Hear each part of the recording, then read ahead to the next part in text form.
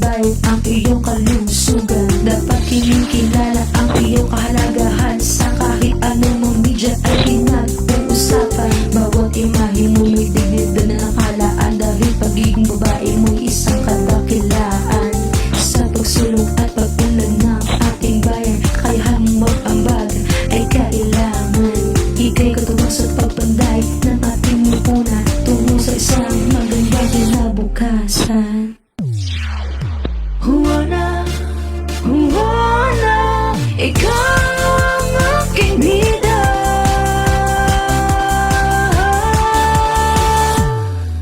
Juana, Juana, ikaw ang aking bida. Sumasama bayan, sa'yo'y umaasa.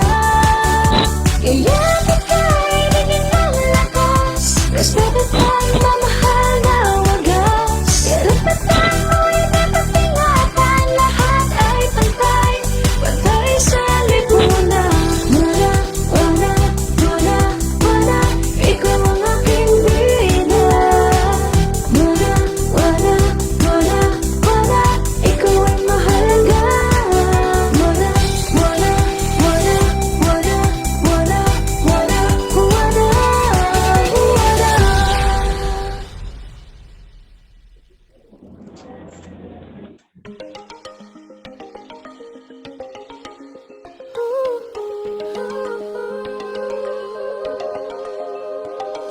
Babae ako at may silbi sa lipunan di pa aapi. Isinusulong ko mga layunin, karapatan sa mga usapin. Sa edukasyon, at pagsasanay, sa hirap ng kalusugan taglay. Pakikipaglaban sa karahasan, pati sa matungtong galian. Babae ako may panindigan, di matitinag kailan pa man. Babae ako na may karapatan, may boses, may kakayahan. Malakas ang loob, pusong totoo, kayang-kaya ko, si Juana ako. Sa buong bansa at buong mundo'y pagsigawan, si Juana ako.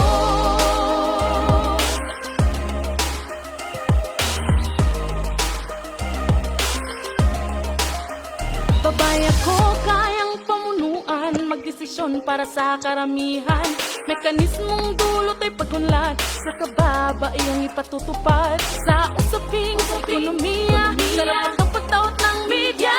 Sa kabataan, sa kalikasan, pagsunod ng buong sambayanan. Babae ako, may panindigan, di matitinag kailan pa man. Babae ako na may karapatan, may boses, may kakayahan. Malakas ang loob, pusong totoo, kayang-kaya ko, si Juana ako. Sa buong bansa at buong mundo'y pagsigawan, si Juana ako.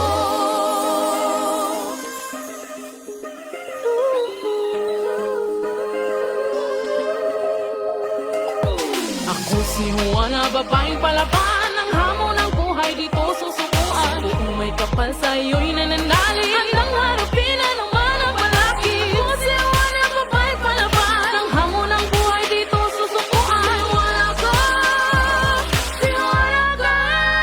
Babae ako, may panindigan, di matitinag kailan pa man. Babae ako na may karapatan, may boses, may kakayahan. Malakas ang loob, pusong totoo, kayang-kaya ko, si Juana ako.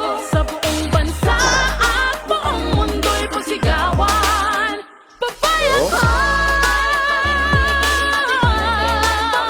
Babae ako na may karapatan, may boses, may kakayahan. Malakas ang loob, pusong totoo, kayang-kaya ko, si Juana ako. Sa buong bansa at buong mundo'y pagsigawan, si Juana ako. Si Juana ako. Si Juana ako. Si Juana ako.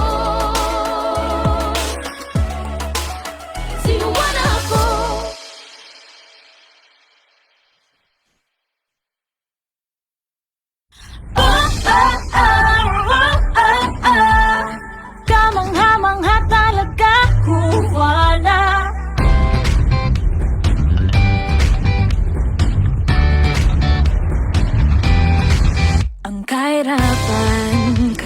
labanan. Ang iyong karapatan, hindi mo bibitawan. Ang karahasan, di mo papayagan. Ang iyong kaalaman ay sadya mong yaman.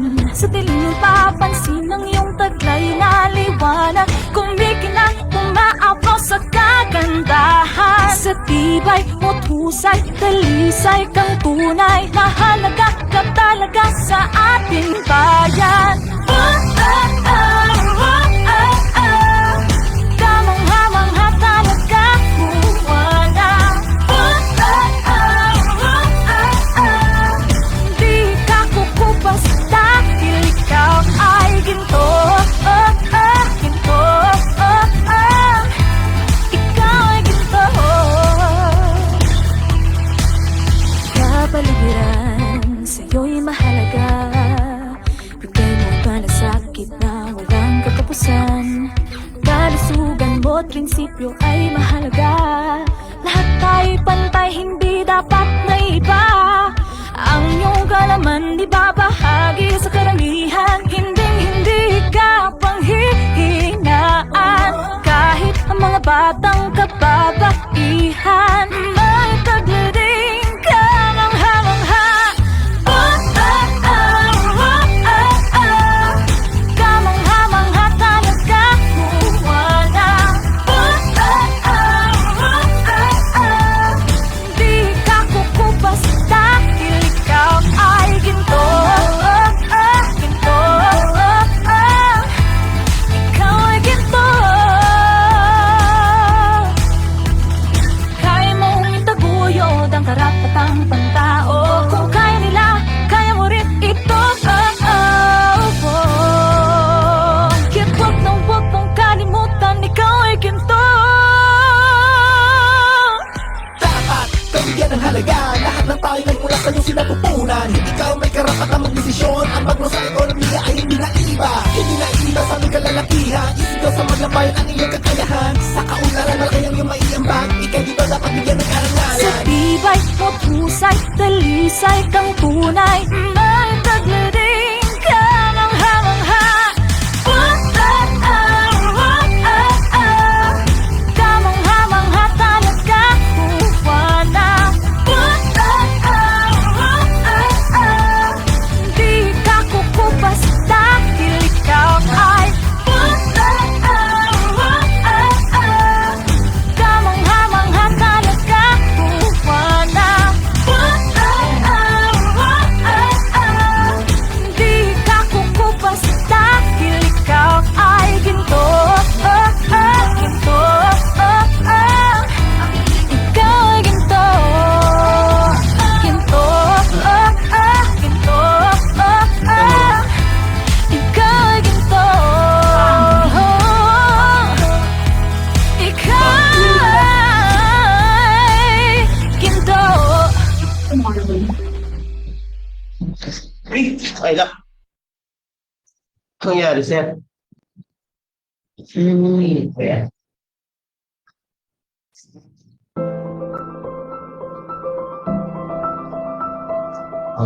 Ay, mali.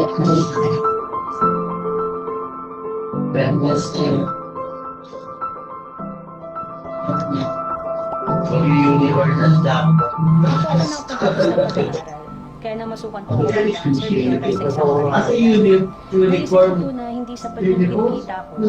Kaya Kakagising mo lang. pumasok ako sa isang fast food bilang habang nagtatrabaho po ako, nagkasakit naman po yung magulang ko.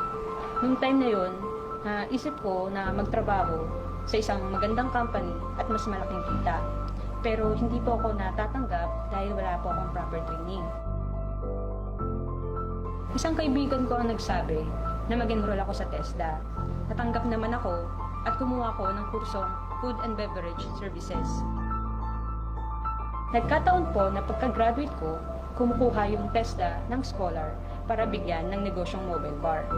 Nakita ko po yung opportunity na makapagsimula ng bagong negosyo. Nung una po, napakahirap, ang dami kong struggle. Malit lang po yung kinikita namin, onti lang po yung events. Pero hindi po naglaon, sinuportahan po kami ng isang beverage company at binigyan kami ng maraming clients. Doon po nakapag-ipon kami ng pondo para makapagpagawa ng mga bagong mobile bar. Ngayon po, meron po kaming 3 mobile bar na ginagamit para sa iba't iba naming events.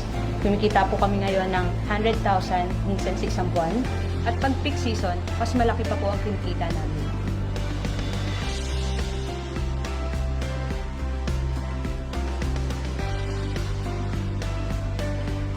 Sobrang nagpapasalamat po ako sa Tesla Women's Center dahil hindi ko na po kailangan magtrabaho sa isang karinderya o sa isang fast food chain. Dahil sa Tesla Women's Center, isa na po akong negosyante at natutugunan ko na ng sapat ang pangangailangan ng aking pamilya. Ako po si Cherry Galit, isang graduate ng Tesla Women's Center at ito po ang success story ko.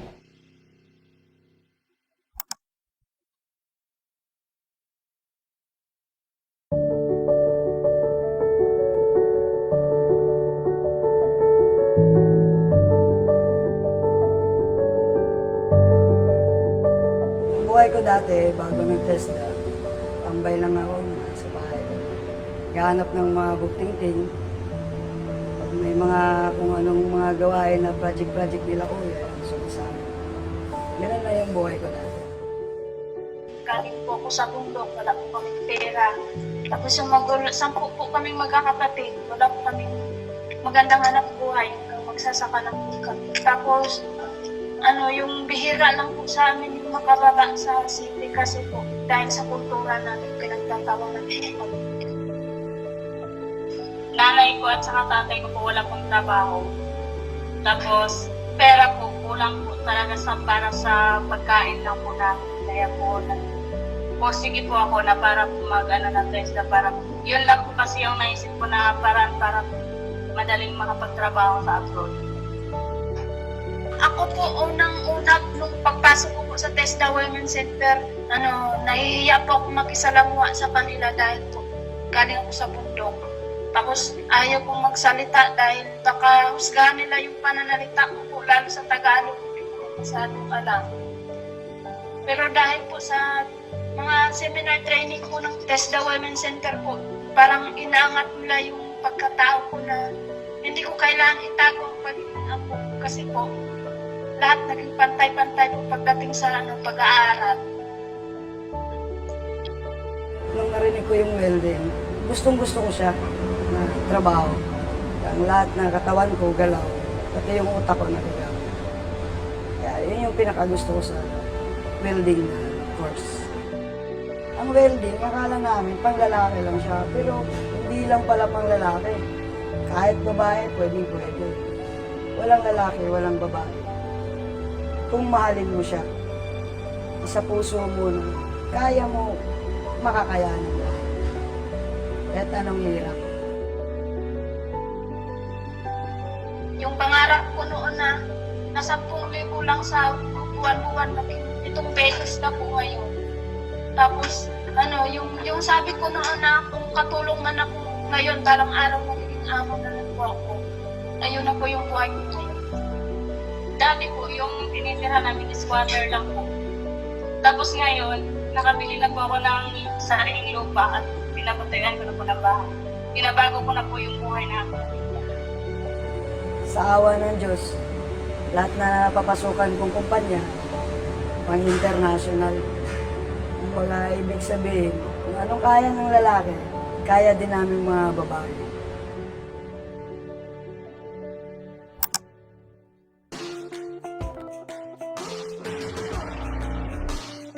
Yung iba kasi talaga sinasabi na, uy, mahirap yan, mabigat yan, panlalaki lang yan. Napili ko po yung automotive servicing kasi mahilig po ako magkutingting ng mga sasakyan talaga. Tsaka hilig ko po talaga yung mga cars. Ako po, isa sa mga welding trainer ngayon ang Tesla Women's Center. Gusto ko kasi smart, mabilis, ayoko nang babagal-bagal. Actually, nasa 7 years ako nasa industry, nasa construction site. Sabi ko, uy, exciting itong trabaho na to, adventure. Yun talaga yung nagustuhan ko eh. Diba, hindi sumising yung ilaw. Yung CCTV is hindi siya nagre-record, maging okay siya. Yung alarm, lalo na sa alarm kasi security system yun. Ang sarap na sa pakiramdam kasi napapagana mo yun. Paborito ko po sa trabaho ko, yung pagpapalit ng gulong. Kasi pag nagagawa kong part yung gulong na sasakyan, lalo na pag tinatanggal mo siya, ang bigat po talaga kasi niya eh. Kasi once na napatakbo mo yung isang sasakyan, nakakasatisfied po ng pakiramdam eh. Ganyan pag nasa taas ka ng mga tank na wini-weld you, nakatungtong ka sa mga scaffold, masaya. Hindi ko daw siya kakayanin, bali mainit yung trabaho at madumi. Sabi nila, babae ka, ba't plumbing yung kinukuha mo? Marami namang iba dyan. Hindi daw pwede kasi maliit yung height ko. Sa una, oo, talagang mahirap. Unang-una, mabigat ang pagka-grind. Parang gusto ko na mag-quit kasi palagi ako napapaso. Takot po talaga ako sa kuryente, una pala. Nandun po yung part na umiyak ako kasi hindi ko talaga siya kayang hawakan. Pero sabi ko naman sa sarili ko, kaya ko siyang gawin kasi ito yung hilig ko. Hindi naman pwedeng sabihin na babae ka, hanggang dyan ka lang. Kumbaga, kapag may ibang tao na tumingin sa trabaho ko, masasabi ko na hindi ako mapapahiya. Yung parang may pagmamalaki ko rin sa sarili ko na ako gumawa nun. Talagang walang makakapigil pag gusto mo yung ginagawa mo. Kasi kung iisipin mo sasabihin ng ibang tao, talo ka. Kung ano yung kaya mo, ipakita mo. Mga kababaihan, ipasok nila sa industriya. Kasi yung mga babae talaga, isa yan sa masisipag na na trabahador dito sa Pilipinas talaga. Kahit sa sulok ng mundo. Yung babae talaga lumalaban talaga siya. Malakas ang babae dahil hindi tayo susuko. Lakas lang po ng loob at paniniwala sa sarili na kaya natin ito. Magagawa po natin yun. Kaya natin ito, ipakita natin sa kanila yung lakas natin, yung katapangan natin. Huwag kayong mag-alilangan na itry kasi lahat naman ng bagay, pag hindi mo tinry, hindi mo alam na kaya mo pala.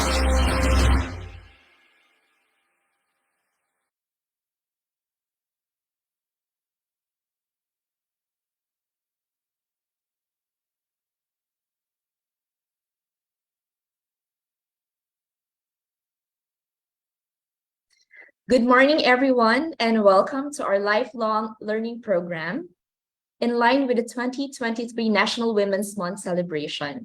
To our dear participants in Zoom and in Facebook Live, isang magandang umaga po sa inyong lahat.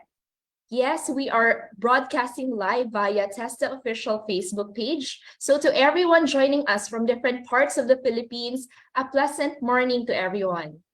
May I also greet you a happy Women's Month sa ating mga wana, pati na rin sa ating mga kalalakihan at iba pang sektor sa advokasya at adhikain para sa pagkakapantay-pantay. Magandang umaga po sa ating lahat. May I encourage everyone to use this naming convention. Upon entry, kindly rename to the recommended naming convention in this format. Your office or institution first, and then your first name and last name. I am Alexandra Nunez, TESD Specialist 2 of the Policy Research and Evaluation Division of the Planning Office, and I will be your host for today's program. The celebration of Women's Month is always an opportune time for us to be aware of the important roles women have in our lives and in the society as a whole. Through the proclamation number 227, the month of March was declared Women's Role in History Month to highlight Filipino women's achievements and discuss emerging gender equality issues and concerns. In the same way, we also address the need to be inclusive in our dealings with everyone. We know that women with disabilities experience more difficulties inside and outside the workplace, which is why it is important to promote and highlight their right to equal opportunities. Hence, the theme for our webinar today is Embracing Gender Equity, Disability, and Social Inclusion in Tibet.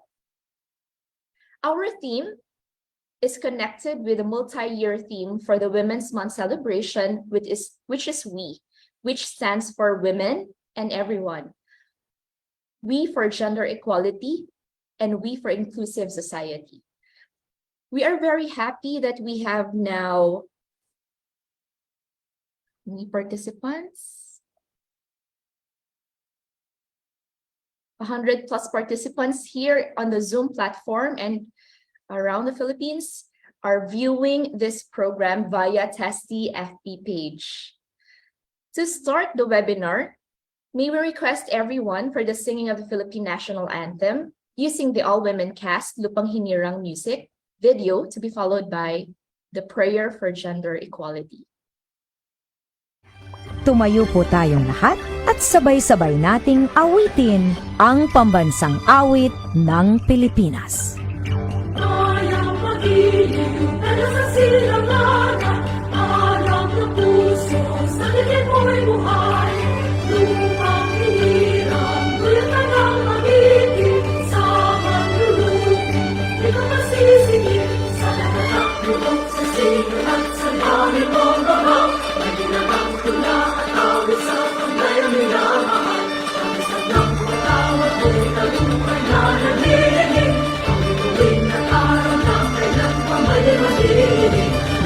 araw ng 100 pagsima, muli langit sa piling mo. Ang higaya ng pagpay makakamit, ang mamatay ng dahil sa'yo.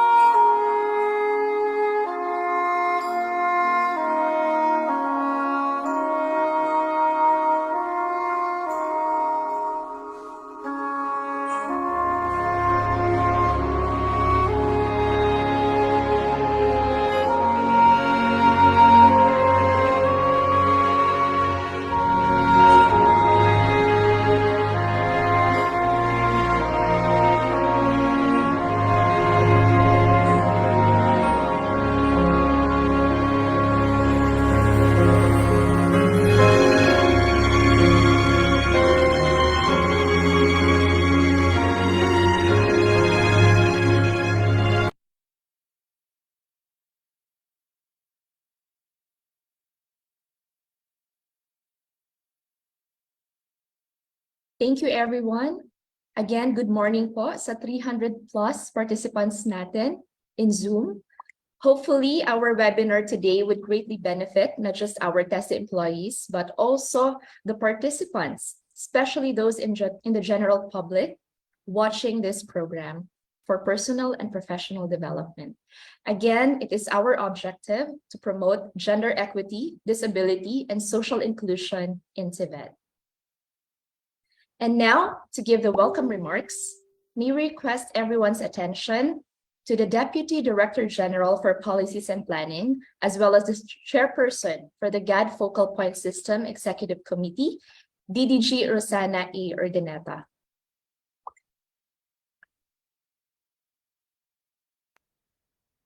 DDG Vidal Villanueva III, Deputy Director General for Special Concerns, Ms. Norilyn Quesada Rivera, member of the Philippine Commission on Women's National GAD Resource Pool, and our resource speaker for today, Ms. Chrissy Bisda, also our resource speaker from Project Inclusion Network.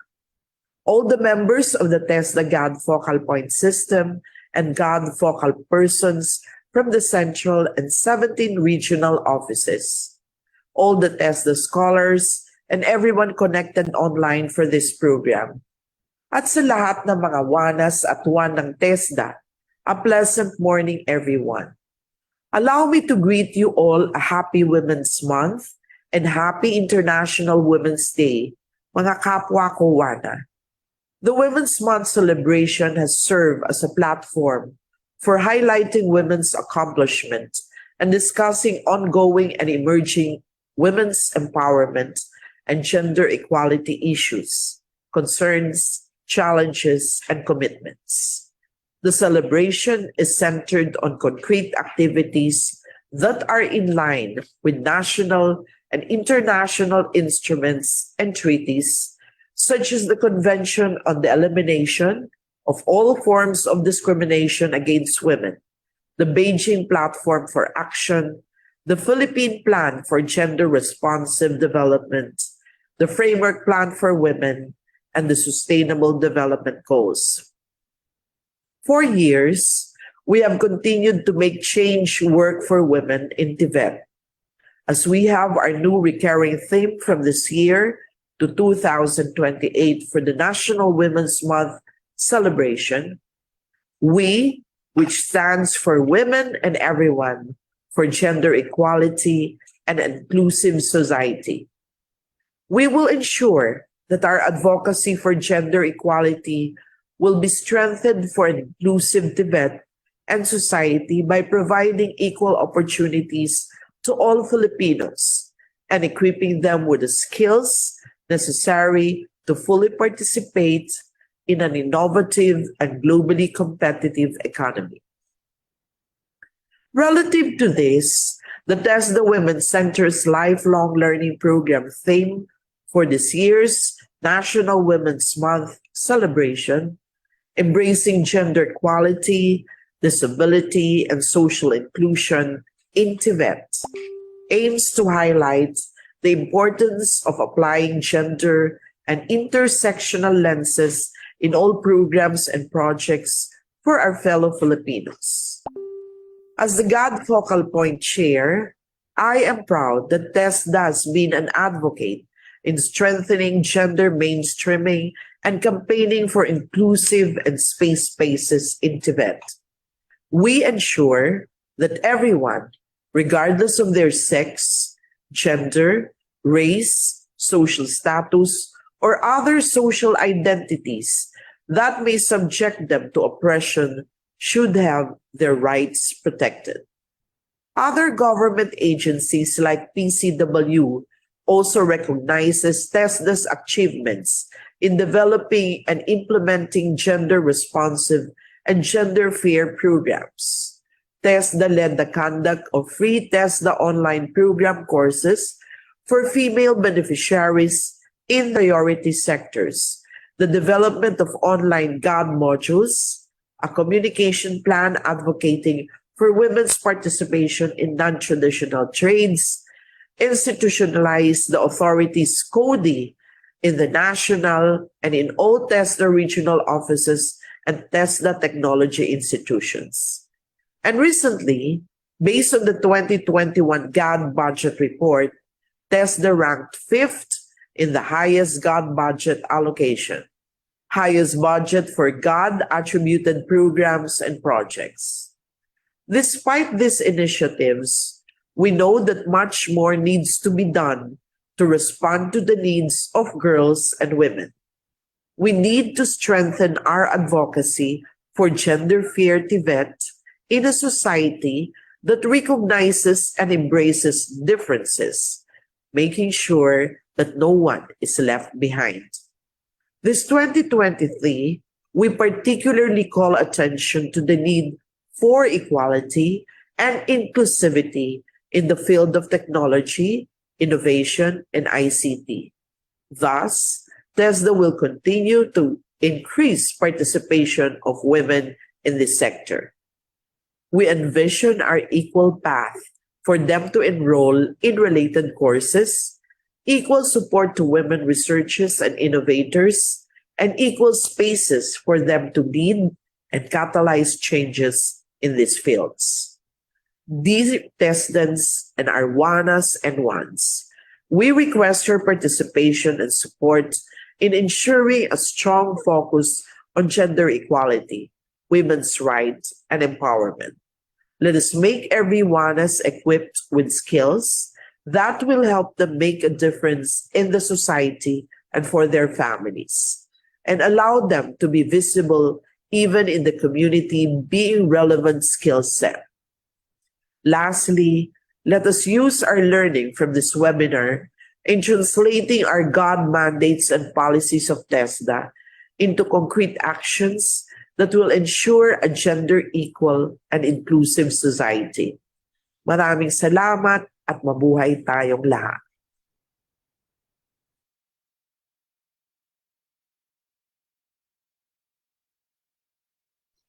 Thank you very much, DDG Rose, for your welcome remarks and for your message of support for this year's National Women's Month. This time, to give us an overview of our topic today, may we request Ms. Catherine Amor A. Sorsadias, Chief TEST Specialist and Chairperson for the GFPS Technical Working Group, to give us the context setting. Ms. Kat, good morning.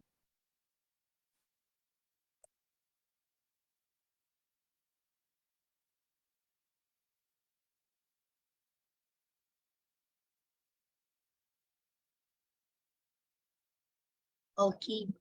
A pleasant morning to everyone and happy Women's Month and happy International Women's Day to everyone.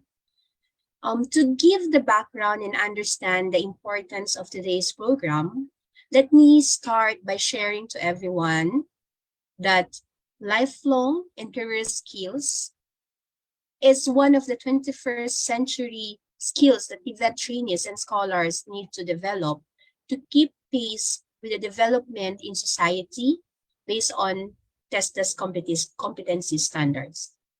According to Science Direct, lifelong learning is the life-wide, voluntary, and self-motivated pursuit of knowledge for not only personal but professional reasons as well. It does not only enhance social inclusion, active citizenship, and individual development, but also increases competitiveness and employability. Therefore, in TESDA, we also believe that we should never stop learning because life never stops teaching. And to translate this, TESDA initiates conduct of webinars which intends to contribute to the continuous development of every individual. Today's lifelong learning program is in line with the observance of the 2023 National Women's Month celebration. This year's theme is WE, which stands for Women and Everyone, for gender equality and inclusive society. Through the support of our dear Director General, Danilo Cruz, and the initiatives of the TESDA Focal Point System, headed by DDG Rosana Urdaneta, we aim to sustain our program and other activities to advocate for women's empowerment, gender equality, and safe and violence-free spaces in the TVET sector. This morning, the program will revolve around the very important principle of gender equity, disability, and social inclusion, or GEDC. With the help of our resource speakers, we will be provided with concrete examples of mainstreaming this concept into actual government programs and activities to reach more women in the marginalized sectors. As you can see in the slide, presented as the program or the activities for this webinar. So it consists of two parts. The first is on embracing gender equity and social inclusion, or GESI in TVET. And the other topic is on supporting women with disabilities for an inclusive society. We are very fortunate that we have a resource person who will provide us the concept and examples of programs and activities on GESI and women with disabilities. With that, I am encouraging everyone to listen and bring with you the learning from this webinar in delivering each one's functions and mission. Once again, happy Women's Month, and don't forget, let us embrace equity. Maraming salamat po.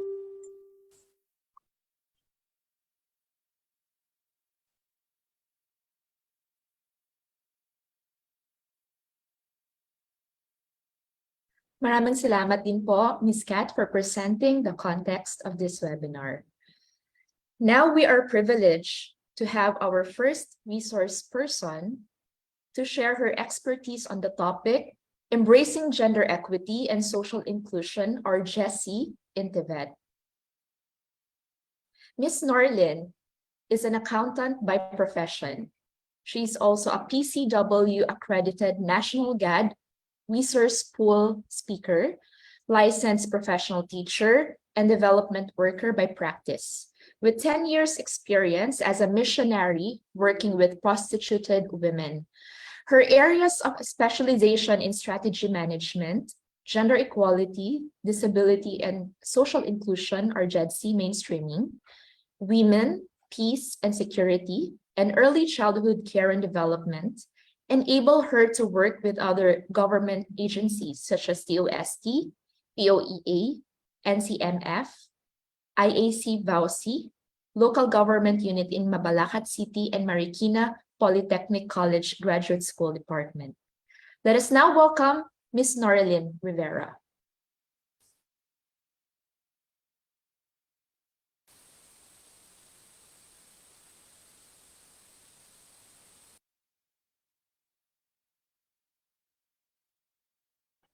Okay, good morning po.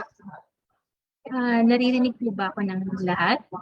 Yes, we can hear you, Miss. Good Okay, morning. thank you. Good morning. So, proceed na po tayo sa slide. So, thank you also for inviting us po, no? In this endeavor, no, our partnership with TESDA. Okay, next slide po. So, I was really privileged po to study JETC at the University of Queensland sa Australia. It's during the pandemic time. It is a virtual online course, no, that runs from May of 2021 to December of 2021. So, yun po. Okay, so I will be sharing po ang isa po sa mga ginawa po namin output ng course na ito on the what we designed a training module on JETC, incorporating po the perspectives sa social case management process ng 4Ps, which is alam niyo po na ang 4Ps isa sa pinaka well-funded na poverty reduction program ng Philippine government. So let me share it to you nga po for this activity. Next slide po. So we will be, the question is, baka ito rin po yung naglalaro sa inyong mga isipan ngayon, no? Why is the concept of disability and social inclusion necessary to be discussed? So may marami na pong puntos ni Race kanina ang ating mga speakers, no? But still, we can have a detailed po on how we do this in the Department of Social Welfare and Development in the context of 4Ps. So I was informed then by the training team na nandito din po kasama din natin yung ilang mga program implementers on the lifelong learning program po ng TESDA. So maybe you can relate, no, yung mga examples na ibibigay po natin. Okay, so we will start dun sa ambition 2040. No? As we all know, sabi nga ng ating sabi nga po kanina that no one is left behind. Kaya dapat talagang pinag-uusapan po natin talaga ang itong JETC. Okay, so Ambition 2040 na magkakaroon ng matatag, maginhawa at panatag buhay ang 115 million na Pilipino right now. Ay 115 million na po ang population natin. So pag matatag, family is together, time with friends, work-life balance, strong sense of community. Maginhawa naman po is free from hunger and poverty, a decent house with secure long-term tenure, good transport mobility, options, travel and vacations, and pagpanatag, enough resources for day-to-day needs and unexpected expenses, peace and security, long and healthy life, and comfortable retirement. So lahat po tayo dyan, even TESDA na nagko-contribute. Nakita ko rin po yung mga videos kanina. Napaka ganda, no, na marinig sa mga experience po ng mga kababaihan regardless of their gender preferences, na yung talagang continuous yung pag-hone nila ng skills po nila for their development, no, lalo na sa kanilang employment. Okay, next slide po. So sa usapin po ng JETC, no one is left behind. So malaki po ang pag-recognize ng intersectional identities, no? Ibig sabihin po yung mga overlapping ng social identities, no, that contributes to the specific type of oppression and discrimination experienced by an individual. Yan po yung isang nasabi din po ni chairperson kanina, Chairperson Ordaneta, no, na ito po yung sanang gusto natin na tahakin. No? Lahat sana ay kahit na ano pa yung kanilang social identities, sana hindi sila ma-exclude in our mga programs, lalo na sa government, since ang state lang talagang duty bearer. Okay, so bago po ako mag-continue to discuss the concept of Gen Z, let us watch first, next slide po, let us watch first this video.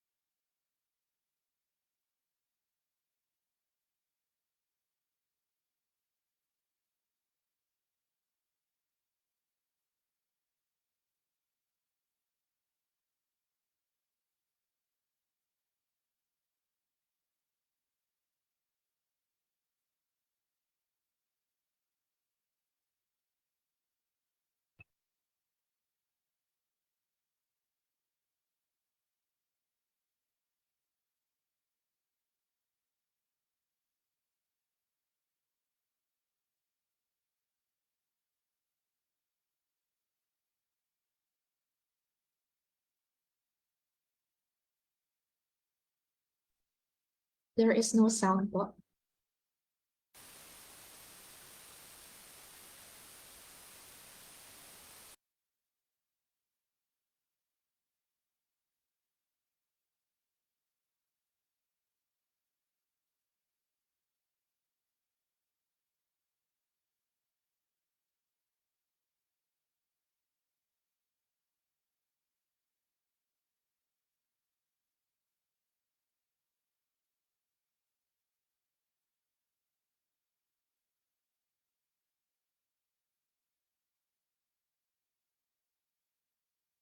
May we request the tech team to help us po? There is no audio for the video.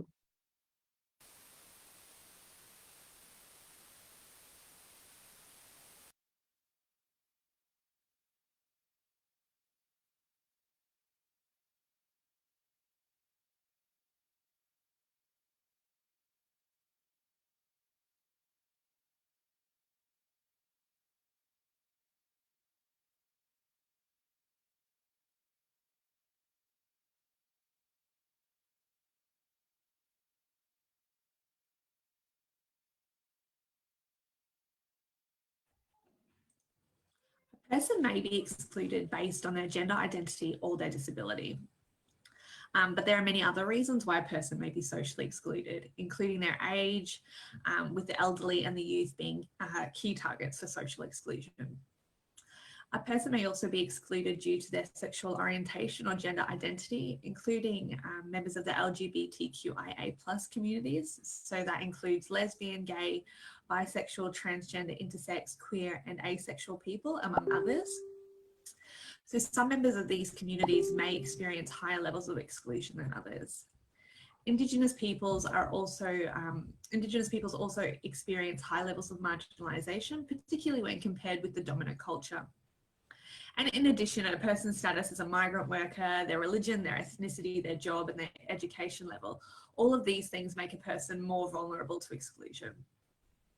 So when a person experiences two or more of these factors, they connect to form what we call an intersectional identity. And it is this intersectionality which compounds the experiences and vulnerability to social exclusion.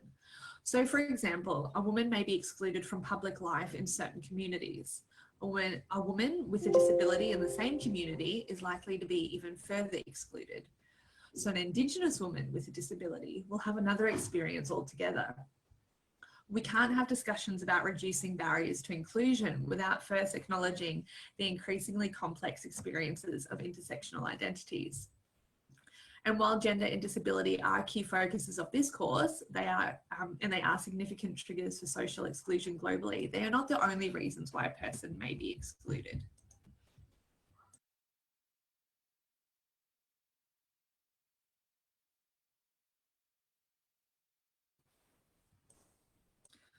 Social exclusion manifests to varying degrees across communities, societies, and countries.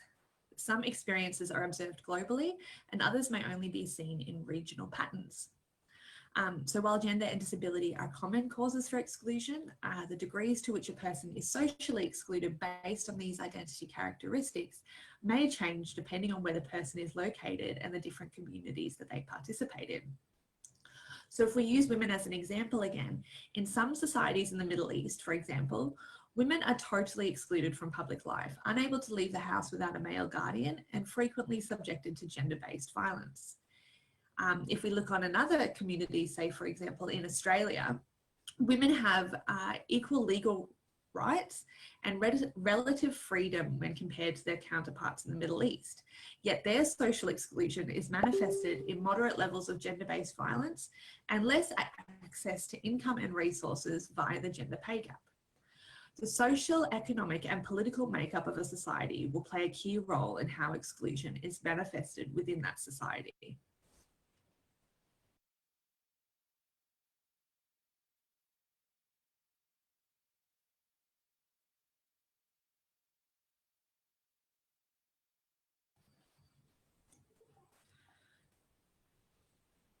The COVID-19 global pandemic of 2020 has highlighted the vulnerability of the global population.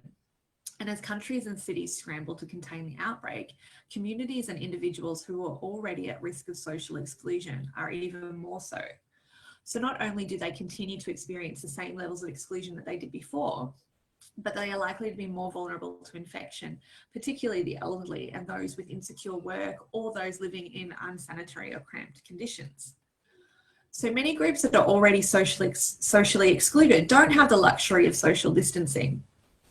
They may not have the luxury to work from home and either face losing their jobs altogether or must continue to attend in unhealthy conditions.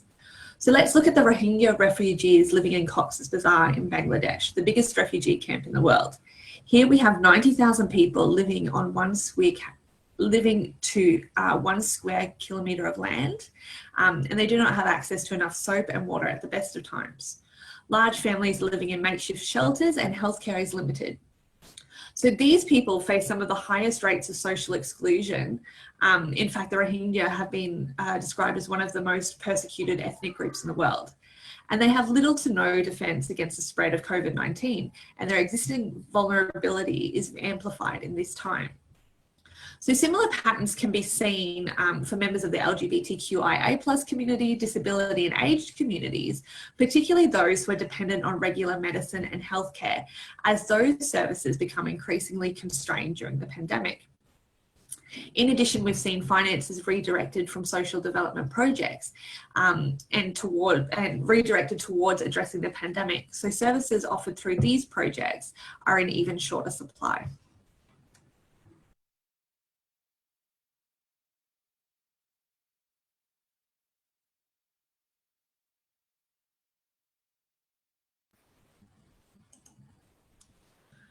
To address social inclusion in a long-term sustainable way, we need to dismantle the structures that keep people excluded. So we need strong democratic governance systems, public infrastructure which is designed to be accessible to all members of the community no matter what their barriers are. Access to citizenship for all members of the community, access to public schooling in Indigenous and local languages, which would see Indigenous children starting their education at the same level as their peers rather than 3 steps back. Access to social policies which prevent discrimination based on age, sex, gender identity or sexual preference, disability, caring responsibilities and other factors which we've already discussed. But it doesn't need to be at the systemic level that we have the opportunity for enacting change. Individuals who advocate for the inclusion of these groups are also drivers for change. And so mainstreaming these issues throughout all projects, programs, activities, policies will ensure that the equitable needs of these communities is addressed from the very beginning. And this is something that can really be done at the individual level.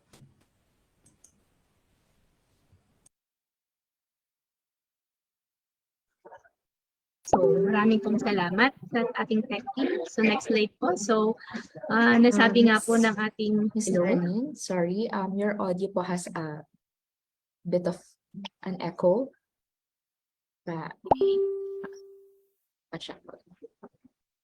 Okay na po ba? Yes, that's better. Thank you, Okay, ma'am. sige. Okay, so tulad nga po ng nasabi sa atin na sa video po, no, that gender, previous slide na po, gender and disability are triggers of social exclusion. Previous po. Back. Previous slide po. After po ng yan. Okay, thank you. So gender and disability are triggers of social inclusion. So we are here today discussing this as an individual na we can bring change sa buhay ng mga tinutulungan natin. Okay, beside na tayo din po ay na-expect on the systematic changes po na we need to dismantle the structure that exclude them, itong mga vulnerable sectors na ating tinutulungan. So next slide po. So first we will discuss yung sa disability. No? Misconceptions about the ability of people with disabilities to perform jobs are an important reason both for their continued unemployment and if employed, for their exclusion from opportunities for promotion in their careers.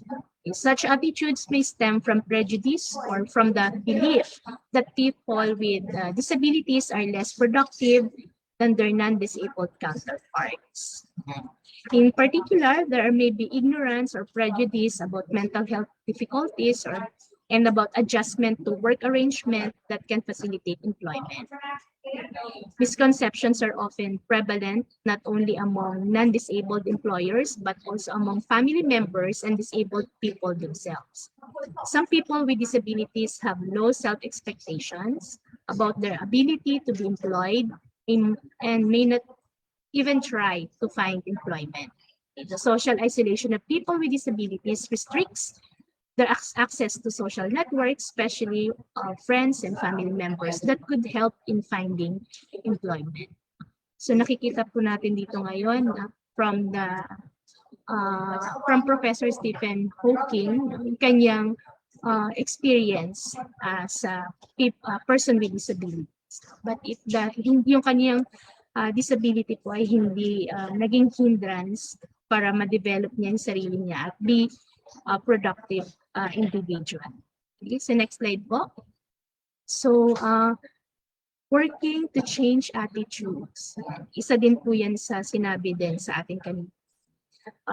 DDG Ordaneta, even kay si Chief Sarsadias, no, na may magagawa po tayo. Okay, so employers may discriminate against people with disabilities because of misconceptions about their capabilities or because they do not wish to include them in their workforce. Different impairments elicit different degrees of prejudice, with strongest prejudice exhibited towards people with mental health conditions. Dito sa ating naka-flash po na global and Philippine issues and trends. Of people with schizophrenia, 29% experience discrimination in either finding or keeping a job, and 42% felt the need to conceal their condition when applying for work, education, or training. So yan po ang datos, sinasabi sa atin ng datos for people with mental health conditions. Next slide po. So, another conditions din po ito, no? Dagdagan pa natin ng intersectional social identities na isa siyang Black woman with disability. So, okay. So, next slide po. So, International Classification of Functioning, Disability, and Health. Over recent decades, the disabled people's movement, together with numerous researchers from the social and health sciences, have identified the role of social and physical barriers in Recording in disability. progress. The transition from an individual medical perspective to a structural social perspective has been described as a shift from a medical model to a social model. So later on po, madidiscuss din po natin yung social theory, no? In which people are viewed as being disabled by society rather than by their bodies. Kaya malaki po talaga yung usapin or ating trabaho in terms sa systematic na dismantling the structure that exclude them. Okay, so next slide po. Another, the International Classification of Functioning, Disability and Health advanced the understanding and measurement of disability. It was developed through a long process involving academics, clinicians, and importantly, people with disabilities. The ICF emphasizes environmental factors in creating disability, which is the main difference between this new classification and the previous international classification of impairments, disabilities, and handicaps. So dito po, binibigyan niya po ng malaking recognition na ang perspective, ang social perspective na sinasabi po that people are viewed as being disabled by society rather than their bodies. So another, next slide po. The global burden of disease estimates the number of children. Ito naman po sa usapin ng mga bata na mayroong disability. Children aged 0 to 14 years experiencing moderate or severe disability at 93 million or 5.1, with 13 million children experiencing severe difficulties. The functioning of a child should be seen not in isolation but in the context of family and the social environment. So, malaki po talaga yung recognition na marami pong tayong pwedeng gawin as duty bearers as we implement our programs and services as part of the government. Okay, next slide po. So global aging, ito po sa ating mga elderly or senior citizen with disability, has a major influence on disability trends. There is higher risk of disability at older ages. Okay. Higher disability rates among older people reflect an accumulation of health risks across a lifespan of disease, injury, and chronic illness. So, sinasabi lang po dito na pag ikaw ay nasa high risk po sa disability ang mga senior citizen po. Okay. Next slide. Okay, the environment. The effects of environmental factors on disability are complex. No? Environmental factors such as low birth weight and lack of essential dietary nutrients such as iodine or folic acid. Dito po sinasabi din na malaking recognition po dito yung ating yung batas po natin sa nanay during the conception. Malaki po talagang factor yon na pinagbubuntis pa lang yung bata kasi yung malnutrition po, irreversible na po yung effect niyan sa mga bata. So what is, next slide, what is social exclusion and why does it happen? The United Nations Department of Education and Social Affairs uses this definition. Social exclusion described as a state in which individuals are unable to participate fully in economic, social, political, and cultural life, as well as the process leading to and sustaining such state. So, kaya nga sa usapin ng social exclusion is multidimensional, whereby each influencing factors interacts with another. So, malaki po ang usapin sa environment niya, no, lalo sa mga po natin, people with disability and also mga IP communities. Okay? You may have heard social exclusion also referred to marginalization or social marginalization. It is more than a lack of access to money, housing, or food, in that a person can be socially excluded without being in poverty. It extends beyond income deprivation and includes broader institutional structures and processes. Okay. So mas malawak po kaya multidimensional talaga siya. Okay, so next slide. As well as due to gender or disability, a person may be excluded through one or more of these social experiences, among others. Like insecure livelihoods, including irregular, temporary, and underemployment, lack of access to credit, lack of education and skills, statelessness and legal inequality, undemocratic political processes, indigenous or ethnic minority identity, unequal access to public goods and services, including medical care and social welfare, militarization, and equal policy regimes. So social exclusion is an ongoing process po. And an individual's experience is unique depending on the intersectional features of their identity. So when a person experiences one or more of the above occurrences, yung mga nabanggit ko kanina, they are more vulnerable, no? Vulnerable to others. So, vulnerable po sila.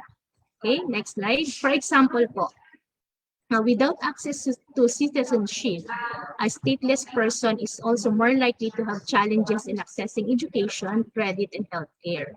Nangyari po yan sa mga 4Ps beneficiaries po ng DSWD, lalo na yung mga nasa IP communities, no? Yung Sama Badjao, na hindi po sila, karamihan po sa kanila ay walang birth certificate. So, yung kanilang kawalan ng lack of birth certificate, it's also naging hindrance po to access yung education. But, yun nga po, nandoon tayo as duty bearer to really provide the opportunity para ma-access po nila yung ganon at magkaroon sila ng right to identity. Okay, so these individuals may be unable to exercise their political voice or experience their inherent human rights to dignity and respect. Okay, so social exclusion, next slide. Social exclusion is driven and sustained by unequal power dynamics that manifest in a lack access of resources but result from the systems and processes that a society has in place. Okay, malaking role po natin dyan. Kasi tayo po ang nagpuput up ng mga sistema at mga proseso. Sa mga proseso natin, akala natin okay na, pero may mga na-exclude pala tayo. So, social exclusion theory focuses not on the lack of income or economic resources affecting the affordability of goods and services. Instead, it is on the community systems and relationships that prevent inclusion in different aspects of society. So, next slide.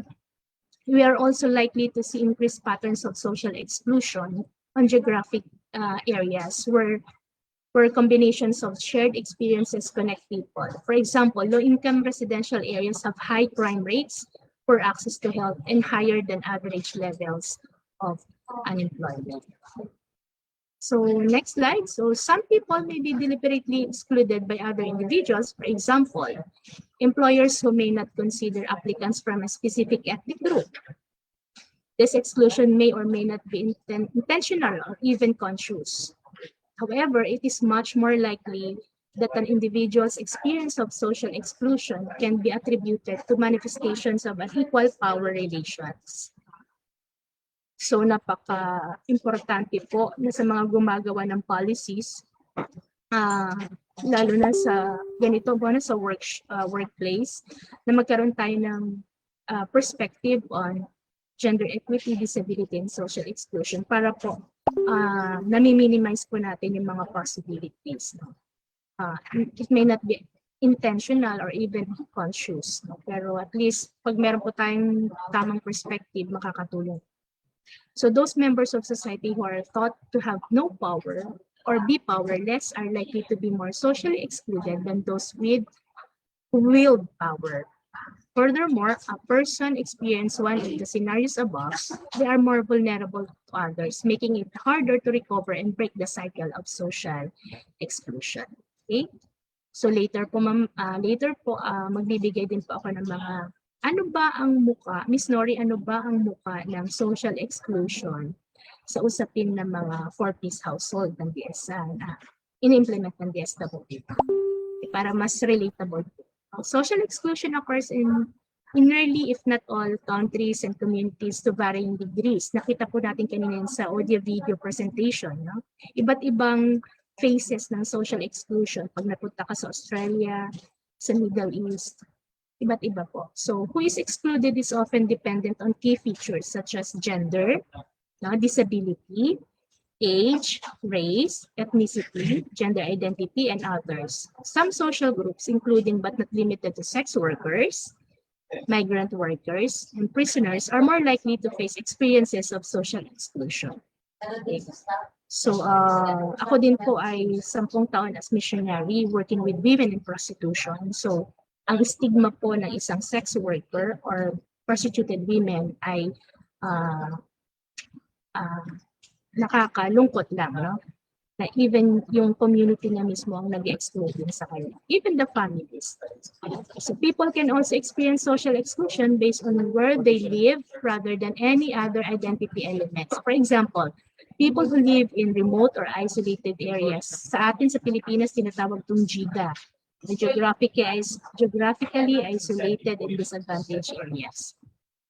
Pastoralists and migrant workers may be left out of service provision readily available to those in urban centers. Okay.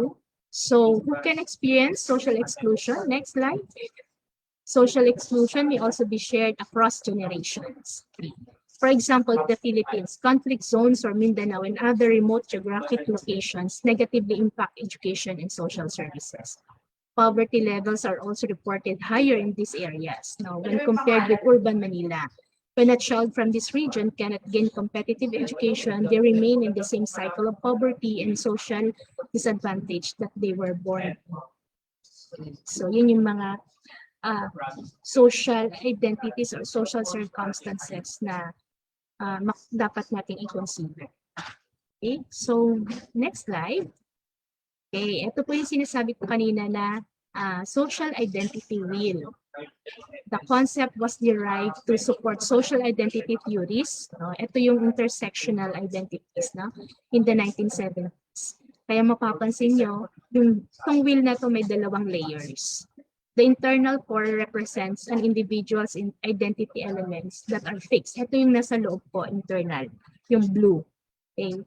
While they may change or evolve, for example, age, syempre tumatanda pa tayo, and physical abilities. There are factors over which an individual has little control. These are also elements of identity which may be considered internal. Okay. The outer, yung colorful layer is less fixed and more likely to be based on external, changeable factors in an individual's life. Each one of these elements, both internal and external, will impact persons' vulnerabilities to social exclusion. Yan. Kaya napakahalaga yung ating mga datos, informations sa ating program implementation. Itong mga i-consider po natin itong internal, yung mga internal na elements. Kasi ito po yung even external, ito po kasi yung may impact dun sa vulnerability ng isang tao to social exclusion. Okay? Intersectional, ito po yung kanina sinasabi din na ito yung nag-intersect itong dalawang wheel na ito. Overlapping ng social identities that can contribute to specific type of oppression and discrimination experienced by an individual. Okay. So next slide po. It is very difficult to teach a concept if you have not given a real application from those who have already used the concept. So let me share with you the following slide. Next slide po. In the context of the SWD for Peace program, this is the phase of social exclusion among program beneficiaries. Okay, next slide. Ito po, kasi sa ating for Peace program, we have the social case management. So mga barriers, tinitignan namin social, economic, and political. Kasi ito po yung mga barriers na pwede po magkaroon, may impact po in terms sa well-being, levels ng well-being ng ating for Peace households. So, kaya po, next slide, kaya po, kino-consider din namin yung basic profile ng identified poor IPs household. Isa po kasi sila sa na-exclude, sinasabi po, ito po yung sa listahanan po na results, 759,000 IP per household. Less than 1% were found to have disabilities. So, 77,000 IP household with solo parents. Tingnan niyo po yung kanilang mga social identities. IP na siya, solo parent pa, and then may disability pa. So, average number IP household size is 5 persons per household. So, 43.81 are Pantawid beneficiaries, 35.68 are PhilHealth beneficiaries, and these are benefiting from microcredit, SLP, and SEA Pay. So, ito yung mga results ng study na ginawa din namin para makita namin yung mga tinutulungan ng Pantawid in terms sa kanilang mga social identities. Kasi kailangan po natin consider. Okay, next. Ano yung socio-economic characteristic of identified poor IPs household? 60.4 of heads of poor IP household only completed elementary education. 73.7 school-age children and youth IPs are attending school during the time of the assessment. And 53.1 of IP age 18 and above have the highest education of elementary. So basically, elementary level po ang ating mga IP poor households po. No? So in terms sa education, access to education, mababa po talaga. Okay? So ano ba, Miss Nori, ang mukha ng social exclusion? Paano ito nangyayari? Paano nangyayari ang social exclusion sa Pantawid program sa buhay ng mga 4-piece household? Next slide. So social exclusion occurs because of the level of education and age. So nakikita niyo na po kanina yung internal elements ng will, ng social will, no? Nandiyan na po ang age, pumapasok na, no?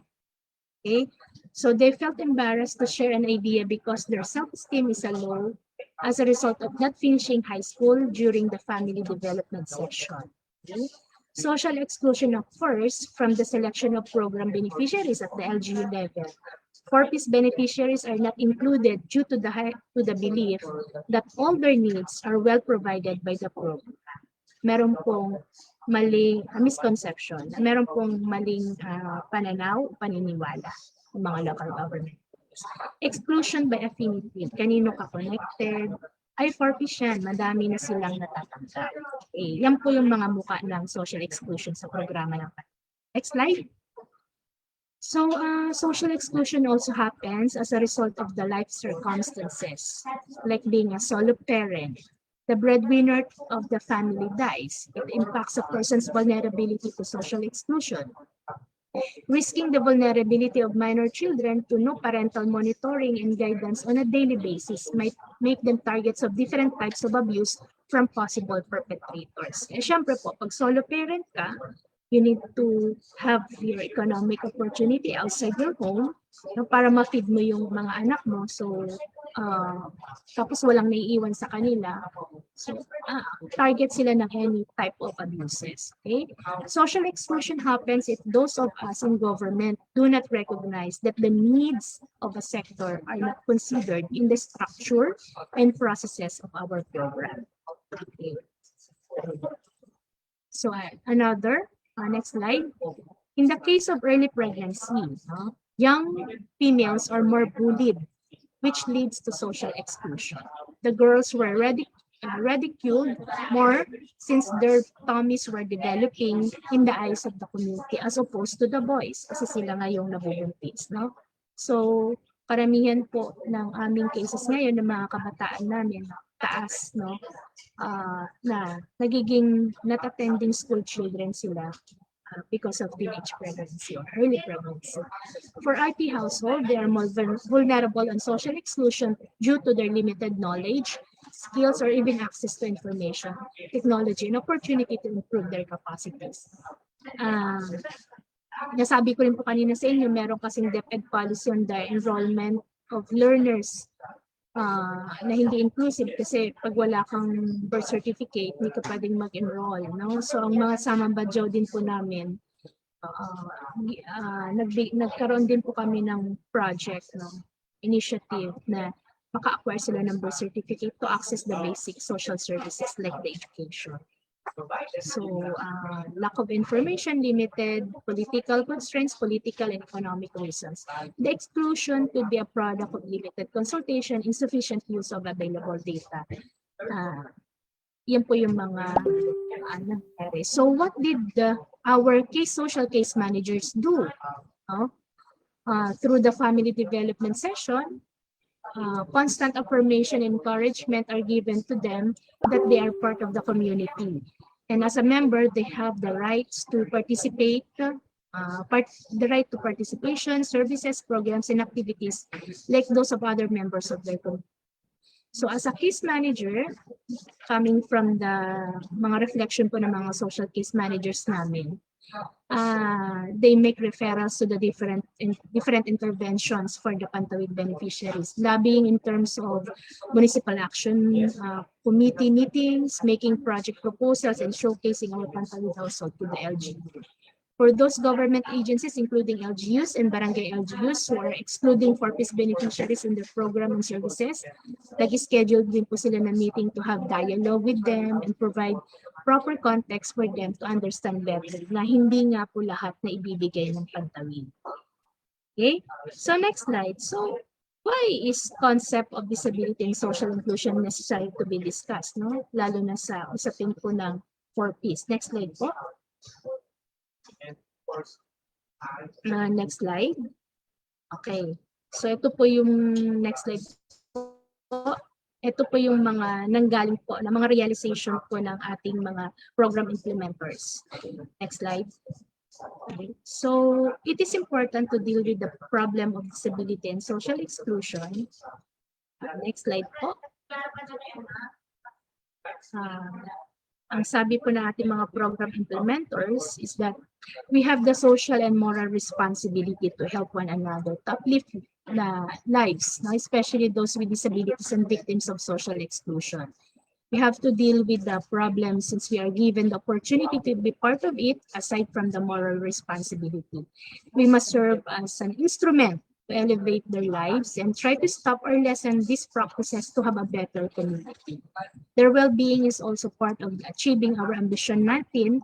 Ignoring their needs, the goal of ambition natin couldn't realize. Tama naman po. To avoid the discrimination.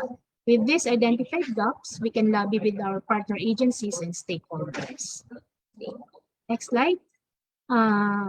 It is important to deal with the problem of disability and social exclusion, which was unintentionally committed in the implementation of the program, making the social protection programs like the 4-piece and other programs a more realistic one or inclusive one. Okay, the program will be able to capture those who really need attention and support from the government. The objective of the helping process are being met.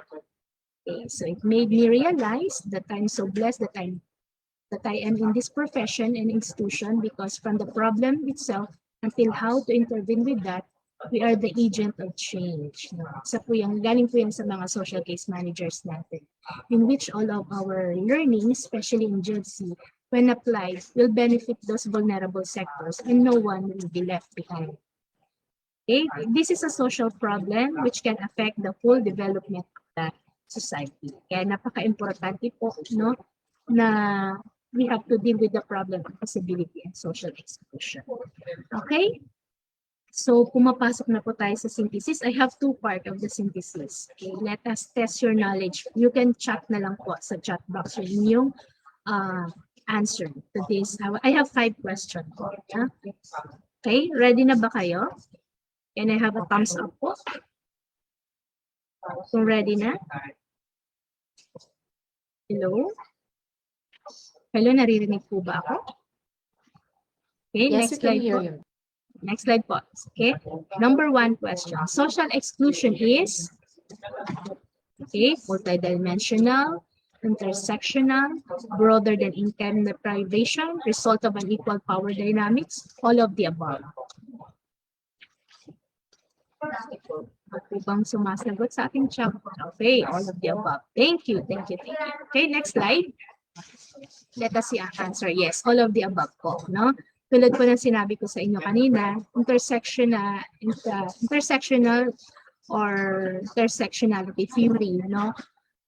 nire-recognize ng theory nito, ng perspective na ito, yung overlapping ng social identities that contributes to the specific type of oppression and discrimination experienced by an individual. Kaya huwag niyo pong kakalimutan yung ating social theory na yung color, yung ating real color. So next, can you identify which of these instances is not an example of social exclusion? Not an example of social exclusion. Okay? Can type po yung answer sa chat box.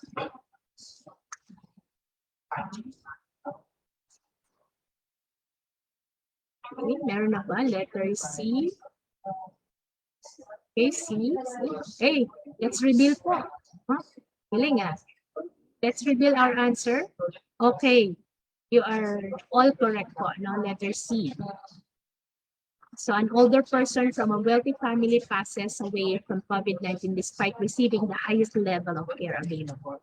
And the rest po are example of social exclusion. The third question po.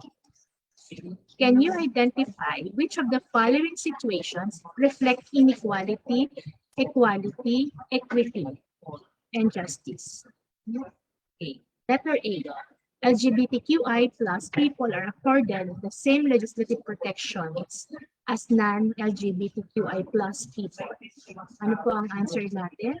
Is it inequality, equality, or equity? Type po sa chat box. Equality. May nagsabi po equality, equality. Okay. So equality po, let's reveal the answer. Okay, equality denotes that everyone must be treated the same way and with the experience of the same obstacle must be given the same support. No? So it's treating everyone equal. Okay, next slide. Next, ano po number 4? Second to the last question po. People with disabilities are legally entitled to receive reasonable workplace adjustments that enable them to perform the inherent requirements of their roles. Example, ano po ang ating answer? Is it inequality, equality, equity, or justice? Type po natin sa chat box. Okay. Okay, mayroon sa equity. Okay, let's reveal po. Okay, it's equity.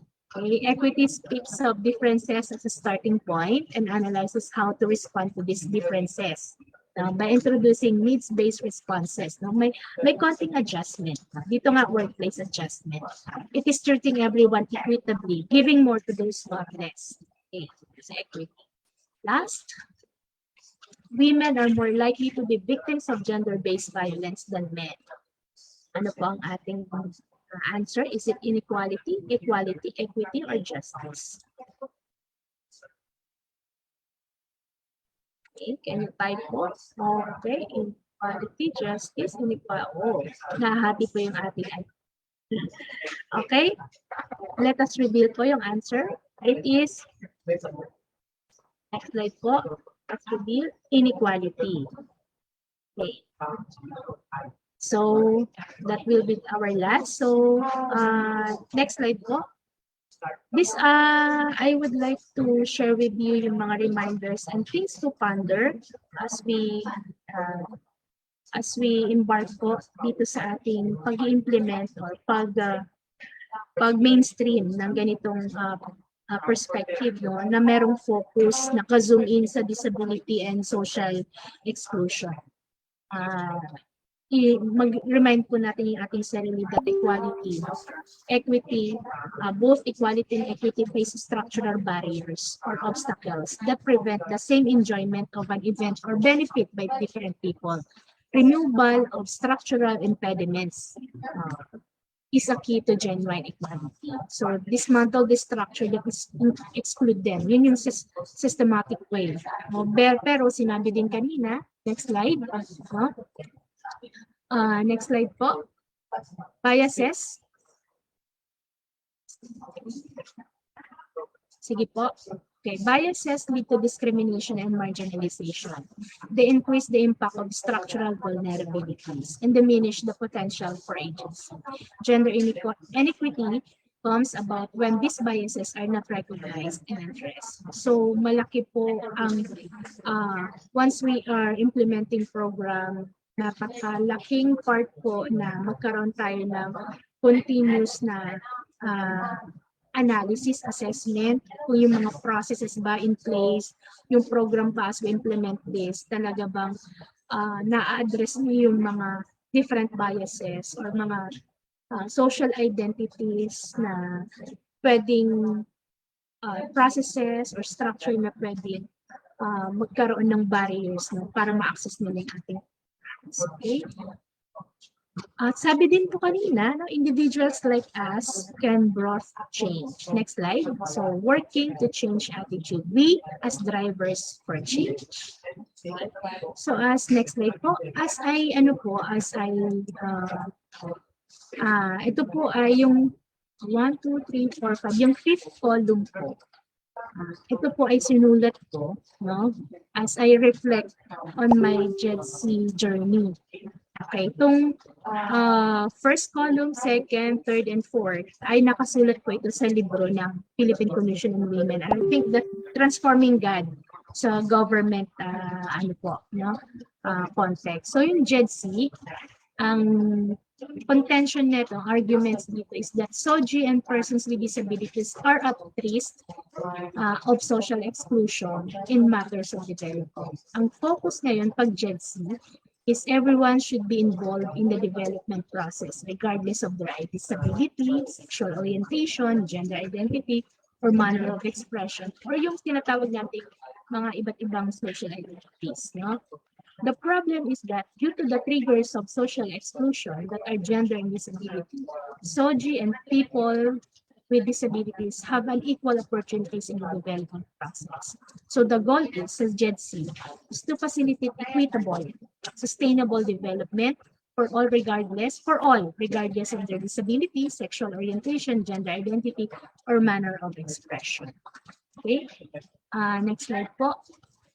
So ang the solution is empower those who are socially excluded, kasama na ang mga kababaihan, and transform unequal relations and structures. So the strategies can identify or address practical needs determined by persons with disabilities and persons with diverse identities to improve their condition. So pwede po tayo mag-institutionalize ng SOGI and disability database to determine the affected population. Identify or address practical needs through social protection programs. Develop a model of interventions to address the needs of three components, social protection in labor markets, intervention, social insurance, and social safety nets. Okay?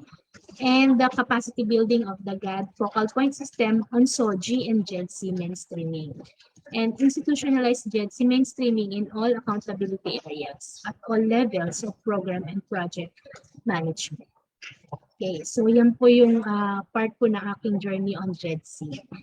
Okay, yung evolution na ating perspective. So things to ponder, iwan ko lang po ito sa inyo as we reflect sa pagbibigay ng itong pagkakataon na ma-orient po kayo on JEDC.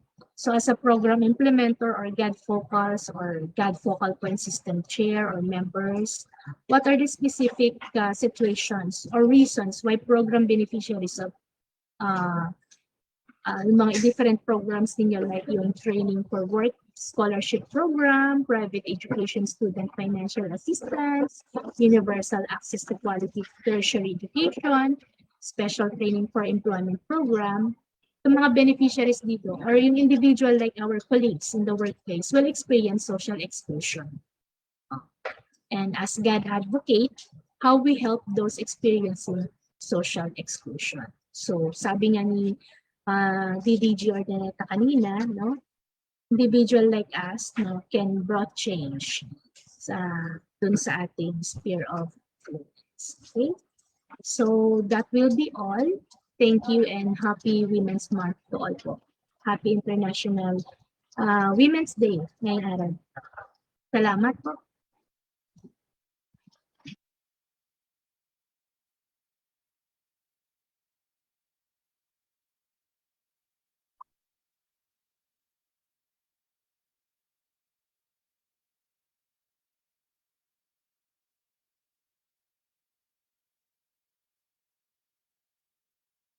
Thank you very much for that very informative discussion, Ms. Norlin.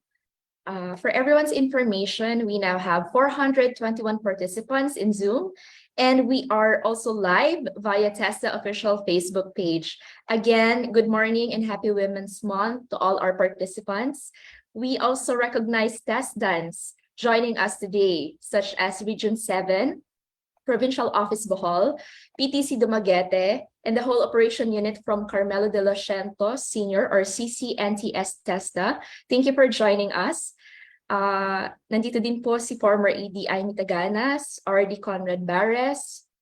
To all the executive directors and directors who are also joining us in Zoom, good morning po. Maraming salamat po, especially to those who support the Purple Your Office initiative from Region PASD and all the GFPS members and GAD focal persons from the central office and regional offices. As you continue to listen to the presentations, we highly encourage everyone to use the reactions tab, but this time we use purple hearts and purple emojis because that symbolizes the color for women. And if you have questions, for our resource persons, please input or share your questions in our chat box, and this will be answered during the open forum later. Before we proceed to our next session, we shall have a 5-minute health break. You may happily take your coffee and some snacks so you can be more recharged to listen to our next speaker, who will give us a very interesting topic. Please come back by 10:35 a.m. Thank you.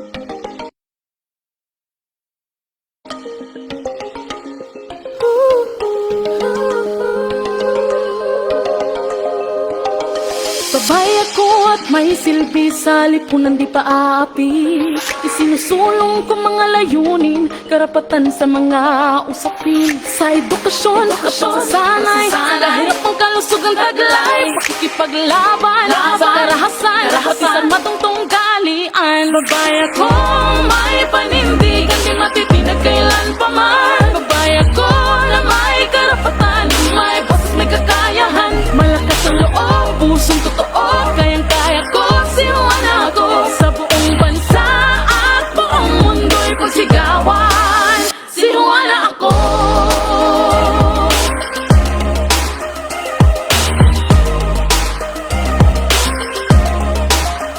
Babay ako, kayang pamunuan, magdesisyon para sa karamihan. Mekanismong dulot ay pagunlad, sa kababaihang ipatutupad. Sa usaping ekonomiya, sarap ang pagtaot ng media.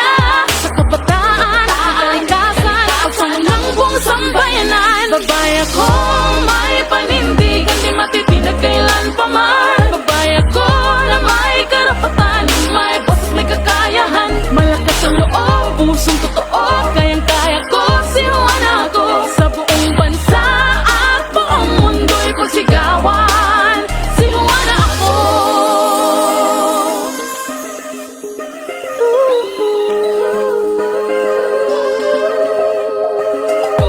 Ako si Juana, babaeng palaban, ang hamon ng buhay dito susukuan. Kung may kapal sa'yo'y nananali, handang harapin anuman ang malaki. Ako si Juana, babaeng palaban, ang hamon ng buhay dito susukuan. Sinuwan ako, sinuwan ako. May matitinag kailan pa man. Babay ako na may karapatan, may boses, may kakayahan, malakas ang loob, pusong totoo, kayang-kaya ko, sinuwan ako sa buong bansa at buong mundo'y pagsigawan. Babay ako, babay ako na may karapatan, may boses, may kakayahan, malakas ang loob, pusong totoo, kayang-kaya ko, sinuwan ako sa buong bansa at buong mundo'y pagsigawan, sinuwan ako.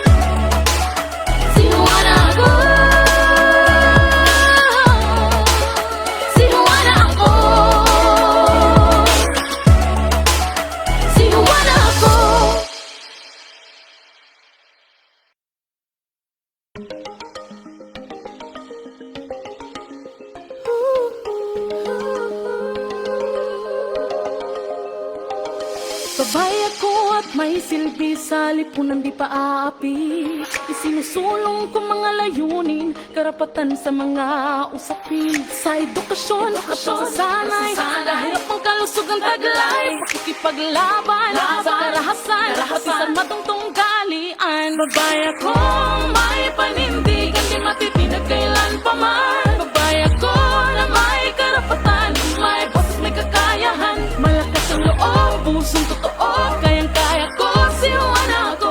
Sa buong bansa at buong mundo'y pagsigawan, sinuwan ako.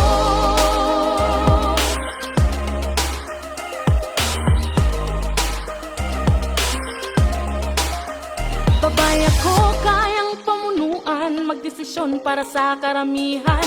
Mekanismong dulot ay pagunlad, sa kababaihang ipatutupad. Sa usaping ekonomiya, sa lapatapataot ng media.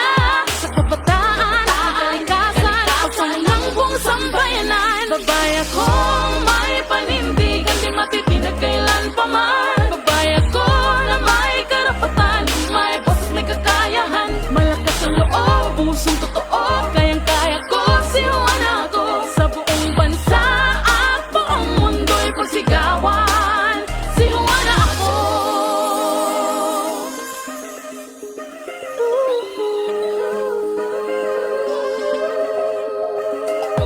Ako si Juana, babaeng palaban, ang hamon ng buhay dito susukuan. Kung may kapal sa'yo'y nananali, handang harapin anuman ang palaki. Ako si Juana, babaeng palaban, ang hamon ng buhay dito susukuan. Sinuwan ako, sinuwan ako.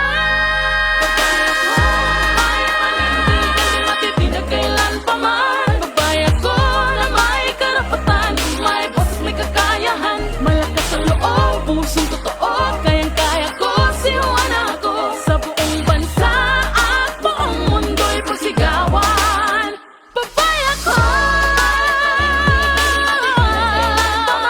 Babae ako na may karapatan, may boses, may kakayahan. Malakas ang loob, pusong totoo, kayang-kaya ko, sinuwan ako. Sa buong bansa at buong mundo'y pagsigawan, sinuwan ako.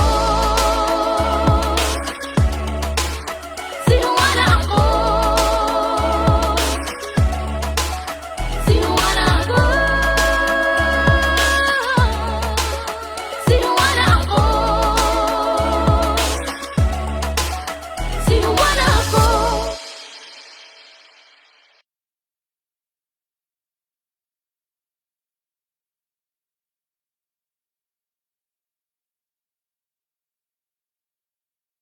Welcome back, everyone, to the second part of our lifelong learning program. Again, as we listen to the presentation, we highly encourage everyone to use the reactions tab. But this time, we use purple hearts and purple emojis that symbolize the color of women.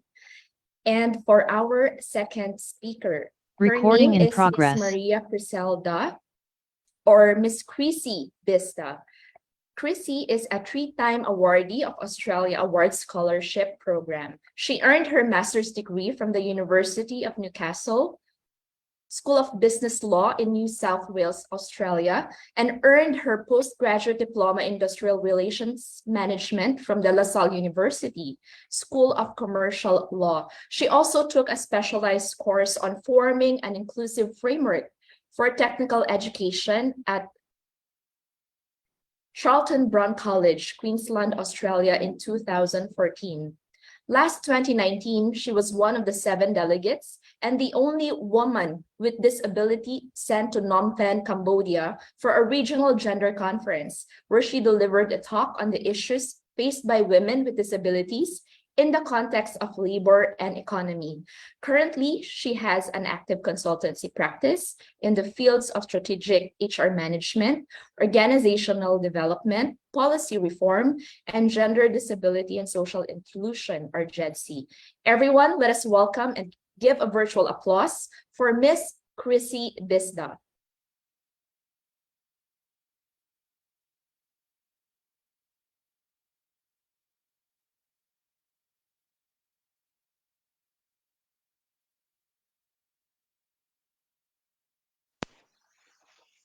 Hello, can you hear me?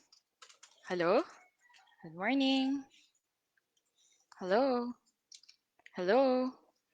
Good morning, Miss Chrissy. Ayan, can you hear me clearly? Can you make your audio a bit louder po? Hello? Can you hear me? Yes po. We can hear you Ayan. now po. Is it is it clear now? Clearer? Hello? Yes, Hello? miss. Okay. Yes. Ayan. Okay. Good morning, everyone. Thank you for inviting me, Tesla team. I'm very happy to be back, and I'm very happy to share with you kung ano din yung um, magandang ma-share about the advocacy of disability inclusion, most especially when we talk about women with disabilities. And I'd like to inform everyone also that siguro parang trivia na din, we are also celebrating the Women with Disabilities this month of March. Every ano po ito, nakatakda po ito every last Monday of March.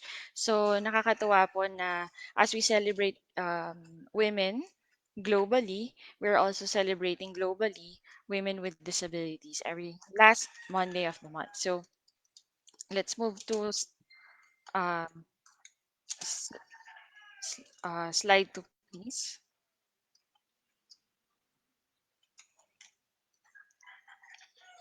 Can okay. Nasa slide 2 na po ba tayo? Uh, Yes. Women with disabilities are now on the rise. Ah, okay. Wait lang po um, the wait, the PPT is not working on my end. Just can you give me like a minute? All right, miss. Yeah.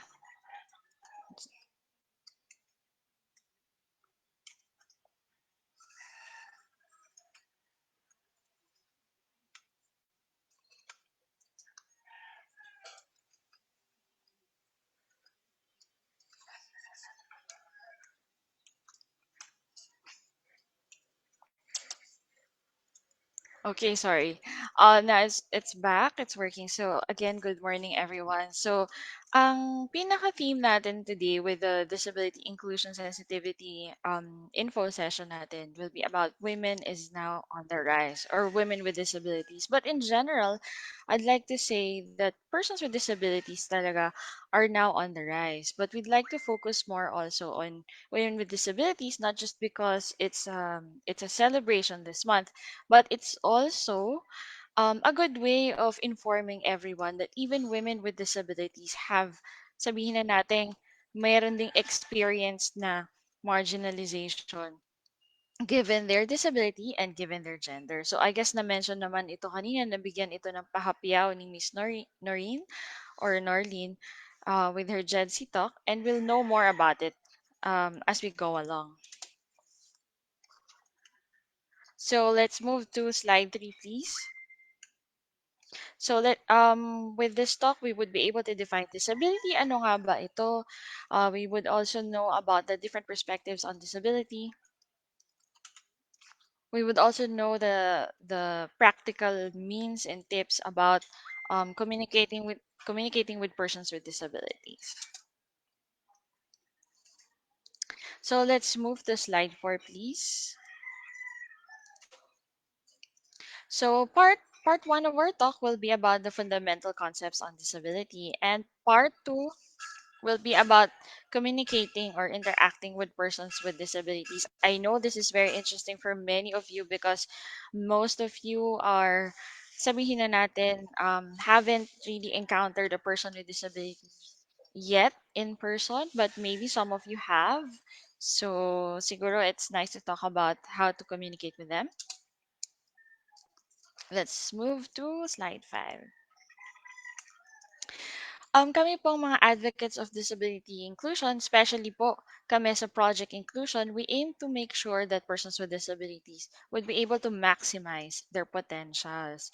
Kumbaga, gusto namin sa aming inclusion advocacies and yung pag-assist namin sa mga government agencies as well as with other organizations, and employers, ma-ensure namin that persons with disabilities would have equal participation and meaningful participation in the society, just like anyone else. So, with regard to women with disabilities, of course, gusto din namin na even they are women with disabilities, they are also experiencing equal participation in the society. Let's move to slide 6, please. So, with Project Inclusion, we work with different communities and we have three different pillars. So, we have the engage, enable, and empower. So with Engage, we engage with different networks, groups, organization, kumbaga mga strategic networks ito, as to how we can help them do the policy reforms, how do we um, include persons with disabilities. Because right now, as I speak, it is not just important to know what is JEDC and inclusion per se, but we have to know the how to. How do we actually do it? And with our pillar with Engage, that's how we do things together. So, dito pumapasok yung assistance namin sa organizations. And then we have also enabling or enable. Sa enable pillar, we enable employers as to how um, they can do inclusive employment to persons with disabilities. Sa empowering naman or empower pillar, we empower persons with disabilities, yung kanilang job readiness. So, kumbaga, we have at PIN or Project Inclusion, we have so many programs to make them ready for any job they like. So, kumbaga, hindi lang sila nakukulong or confined to a certain job lang na iniisip namin na baka ito pwede sa'yo. But, it's the other way around. We help them prepare themselves to be more competitive and skilled. And because we want them to really go or pursue the job they really like to do. Let's move to slide 7, please. I'd like to share also that persons with disability may be different. Hindi siguro ito yung usual na ina-expect natin or sabihin natin baka hindi ito yung ina-expect natin na kamukha natin sila. They might, they might be different, but actually they're not really different at all. And we would learn more about that later because persons with disabilities are people with capabilities also. Um, we are also skillful people and we're able to do things just like anyone else. Maybe siguro iba lang yung way namin of doing things, but at the end of the day, we still produce the same results and the same quality output. Let's move to slide 8, please. We would not be able to play the video right now, pero ito yung sinabi ko din kanina sa test the team na we would like to share this PowerPoint as well as this video sa ating audience so that they can watch it after the session or during their free time kasi the video may take time. But we are encouraging you to watch this video kasi you would learn more about persons with disabilities and how they work. Ito yung mga successful hires that are really doing well with their respective fields. So we're encouraging you to watch it anytime after the session. Let's move to slide 9. Okay, for our audience sa Zoom and sa Facebook Live, we would like to ask first, what comes into mind when you hear the word disability? So before we move to our parang explanations and discussion, can you write down po sa chat box natin or kung nasa Facebook po kayo, pwede po siguro sa comment section. Ano po kagad yung pumapasok sa isip natin, yung pinakauna when we talk about person with disability or narinig natin yung word na disability? It says here, differently abled, nakakaawa, Nakakaawa. incapability.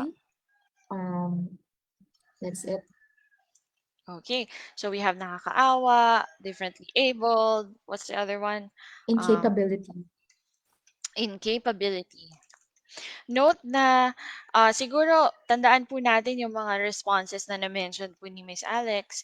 And as we go along with the discussion, iisa-isahin po natin yan, mapaprocess natin isa-isa. And let's see if that's really the case and if that should be our perspective towards persons with disability. Okay po. Um, We also have here handicap, disabled, may handicap, kulang. disabled, may kulang. Thank you. Don't worry po, there's no right or wrong answer. We welcome all these comments. Baka meron pa, Miss Alex, kulang. Different from normal person, Different. something is special about them. Something special, not normal. Okay. Meron pa po bang pahabol? Although there's one comment here that says hindi naman incapability because more of them are skillful. They have Oh, special needs. Mhm. Okay. So thank you. I guess narinig naman natin si Miss Alex. So let's process it one by one. So this is a very I'd like to share with everyone that this is very a safe place. This is parang a safe session for you to share kahit na um kung tingin nyo negative yung comment, that's fine because we're here to learn. So let's move to slide 10. So we'll talk about first the fundamental concepts on disability. So this is the part 1. Let's move to slide 11. Let's talk about charity model. Kasi we have different perspectives on disability, how we look at disability. With charity model, we're looking at disability as powerlessness. Walang power, walang kakayanan, kaya siya nakakaawa. Kasi people, gamitin ko muna yung term na normal high. Quote unquote, yung normal people daw are designed to be people who are with power, with skills, with everything. And so if you're a person with a disability, usually the perception is quote unquote abnormal or not normal. And given that, dito mas nag-uugat yung charity perspective ng mga tao na kung saan tinitignan natin si person with disability as nakakaawang tao dahil powerlessness, ito yung pinakamalaking kaakibat ng tinatawag na charity perspective. And yes, I would admit, as a person with disability myself, and as a person who is also an advocate of disability inclusion, I know this is still happening in the Philippines, in the local context. And let's try to see other perspectives where malalaman natin kung paano ba ang iba pang pananaw sa persons with disability. So let's move to slide 12. Let's look at medical model. So when we look at medical model, usually the perspectives on disability is about fixing or repairing the person. Because sa medical model kasi there is a functional issue. May functional issue siya, and with that kumbaga hindi ka makaka-function eh. If you're a person with disability, pagka medical yung perspective na ginagamit natin, hindi ka makaka-function. You'll not be able to work, hindi ka makaka-enroll at makakapag-aral sa TESDA kasi nga may disability ka or hindi ka makakapagtrabaho or makaka-graduate sa school. Kailangan muna ma-fix ka, ma-repair ka. And that's the perspective of medical model. You always need some fixing or repair because you're not a functional individual. So let's move to slide 13. The rights-based model. So, ito naman yung rights-based model. So, siguro, I'll step a little backward lang with rights-based model. Ang pinaka-pinagmulan po nung rights-based model on disability, kasi this is a very progressive and modern concept on disability, itong rights-based approach on disability or rights-based perspective. Pero if you were listening kay Miss Nori kanina about social model theory on disability also is applicable because dito kasi sa social model, tinitignan natin that the barriers in the progression or progress of a person with disability or of a marginalized person is based on the barriers around them or yung kanilang environment. And not just actually their environment, but even yung attitudinal barriers, yung physical um, barriers ng environment, even the communication barriers. So, mas marami pa po tayo malalaman about the barriers. But I'd like to emphasize na yung social model theory na na-discuss kanina is closely linked to rights-based approach. Bakit kaya siya closely linked sa right-based perspective on disability? Kasi persons with disabilities are persons with rights or inherent dignity, just like all of you. When you were born with rights. And with that, even persons with disabilities have inherent dignity and of equal rights, just like anyone else. And let's move to slide 14. So, na-mention ko na kanina, na meron nga inherent dignity yung person with disability. And not just that, rights-based approach kasi, it also places the obligation to our government because since they have the social and moral obligation to its citizens, our policies and programs, especially in the government, must be able to embrace inclusion, diversity, and equity as they create it so that no one is left behind. So dito po, pag nagagawa po natin yung tinatawag na policy and programs um, na inclusive, ito po ay tumutugon or closely linked na po dun sa mga batas na sumasakop pagdating sa inclusion. So, sa policy and programs po kasi natin makikita kung na-operationalize po ba kung ano yung mandate ng batas. Katulad po ng UNCRPD, United Nations Convention on the Rights of Persons with Disabilities, UNCEDAW, alam natin, nakaalam ko, familiar kayo sa UNCEDAW.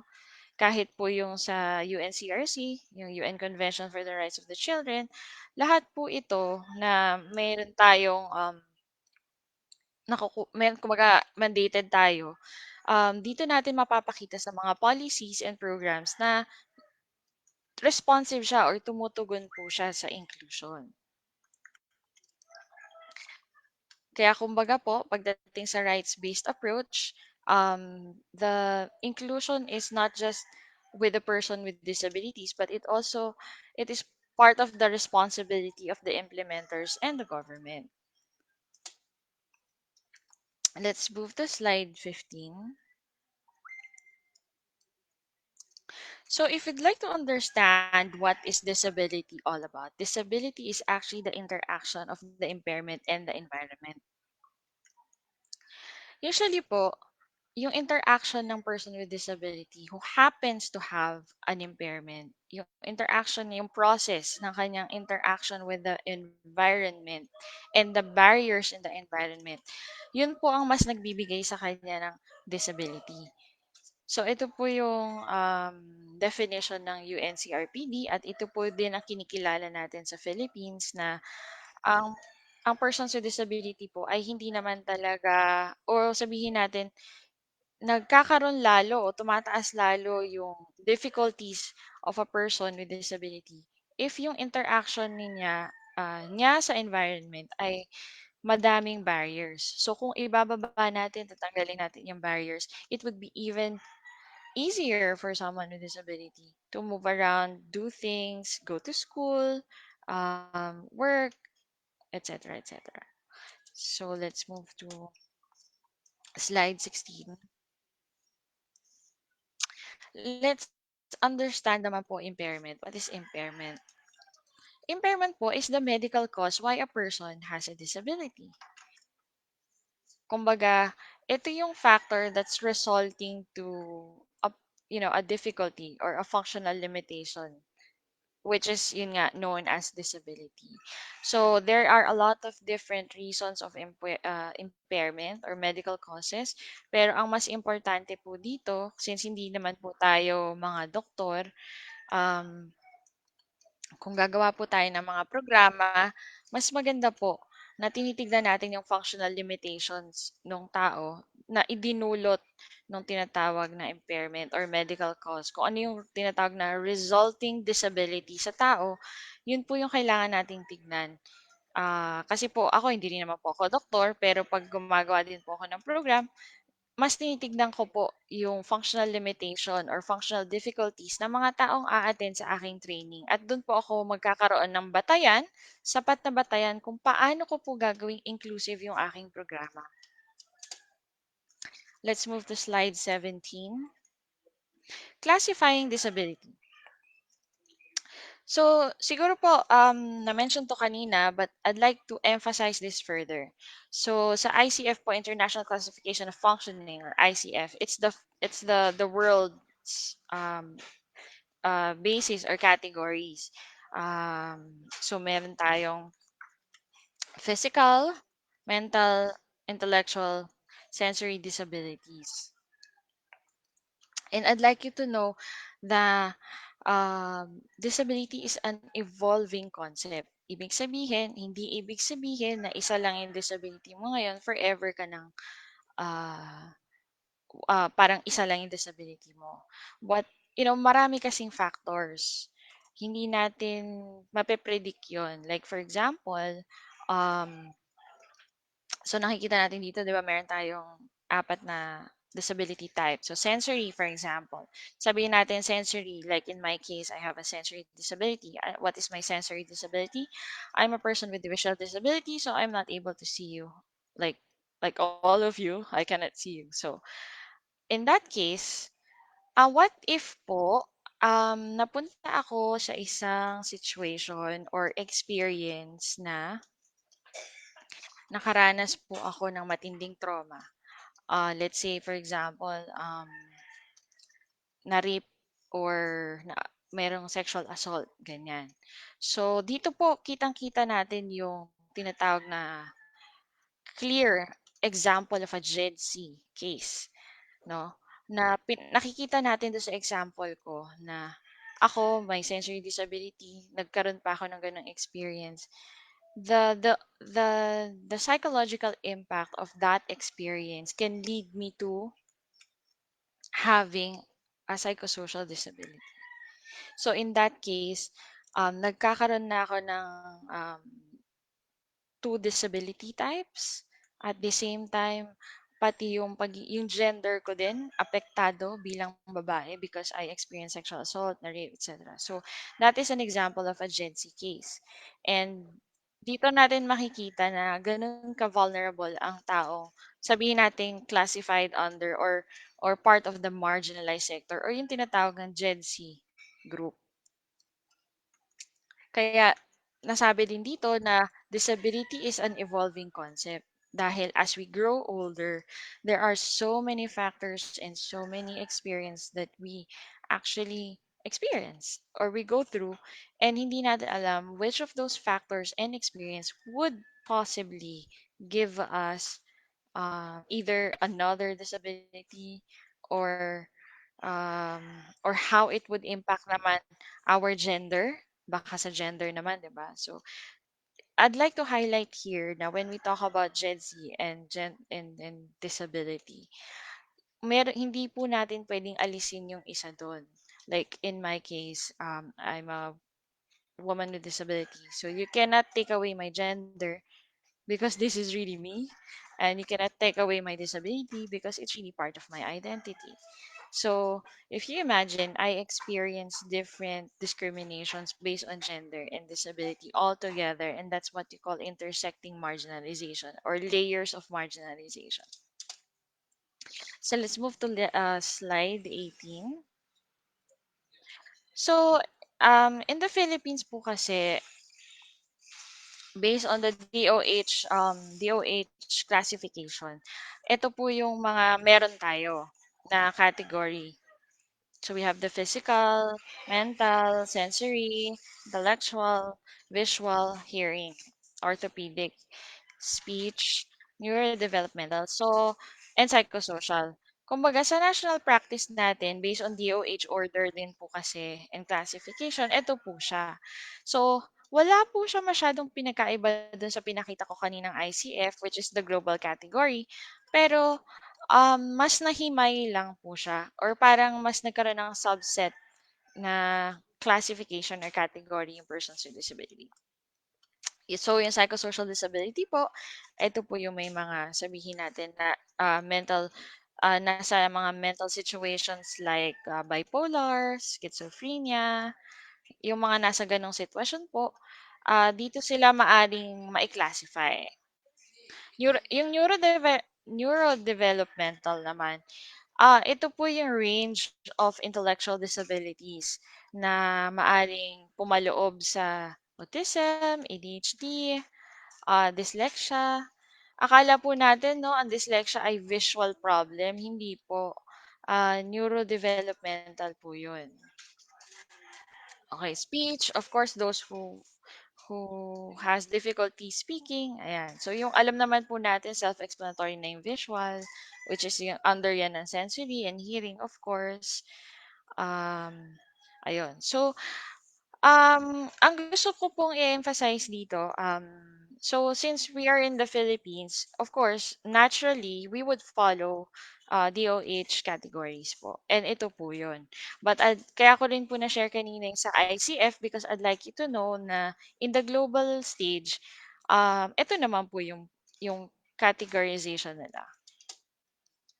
So let's move to slide 19. So let's talk about the different barriers of persons with disabilities. Kasi going back to our social model theory earlier sa discussion pa kanina, no, mula na nagsimula tayo. I'm not, of course, a person with disabilities, meron talagang tinatawag na ilang barriers na dapat nating tignan. At ito na po yung isa, yung physical. Yung physical barriers po, we're looking at the yung physical or infrastructure barriers. For example po, yung ramp. Ito po, very famous po yung ramp, no? Ito yung laging wala. At kung meron pong ramp, unfortunately, hindi po siya nakasunod sa tamang sloping base din po sa prescribed measurements ng batas. So, dapat po, even yung ramps natin, kumbaga parang hindi lang po yung nasasabi nating mema, mema, sabi nga ng mga bata, no? Mema sabing may ramp. So we need to make sure that when we install ramps, it's also in the right slope. Kasi po, ang gusto natin is safe movement of everybody, not just for some, but everybody who uses the ramp. So, so yun po, kailangan nga po yung ramp as a form of access at the same time, it should be in right measurements.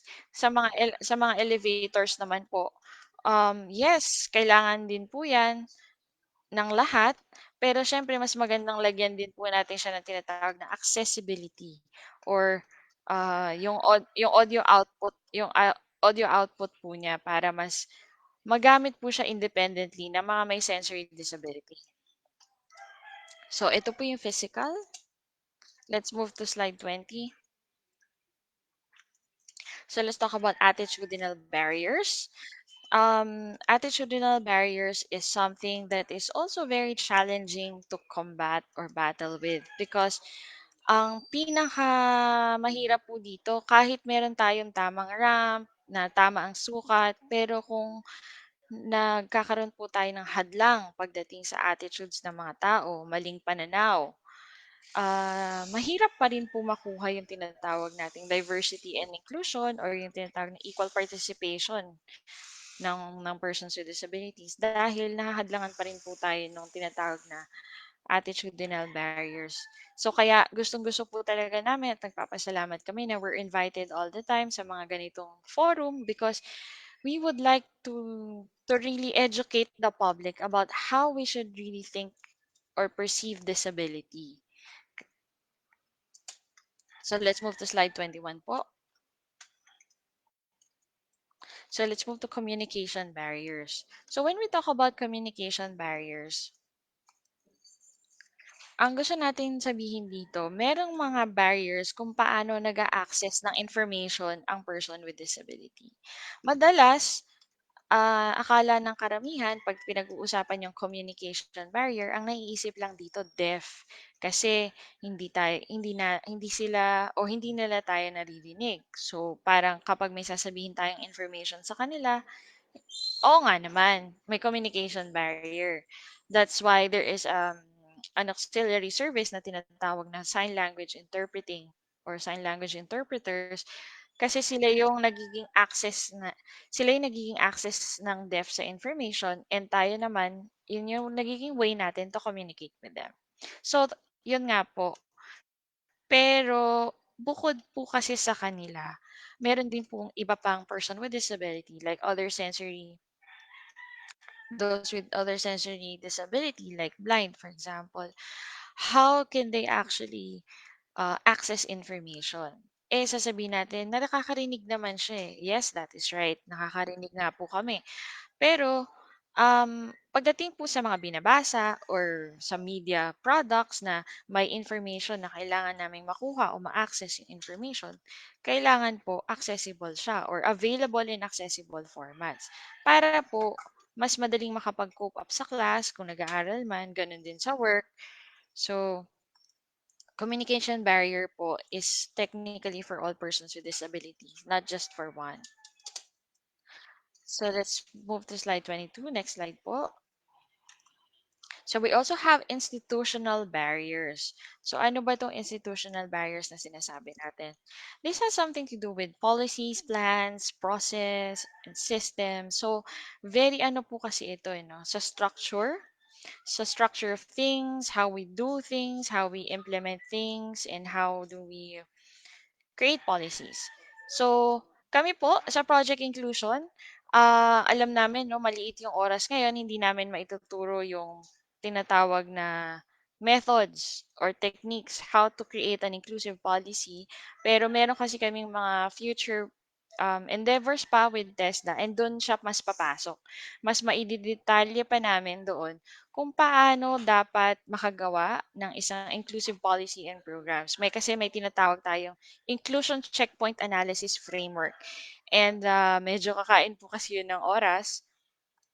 Kaya hindi ko po siya madi-discuss ngayon. Pero yan po yung isa lang sa maraming bagay na gusto namin i-share with all of you para mas makatulong kami sa tinatawag na inclusive programming or inclusive policies. Kasi yung institutional barriers po kasi isa rin po yan sa mga um, nakita at kinikilalang barrier kung bakit hindi rin po makakuha ng equal participation or meaningful participation ng persons with disabilities sa school, sa work, sa sports, at sa lahat ng bagay actually.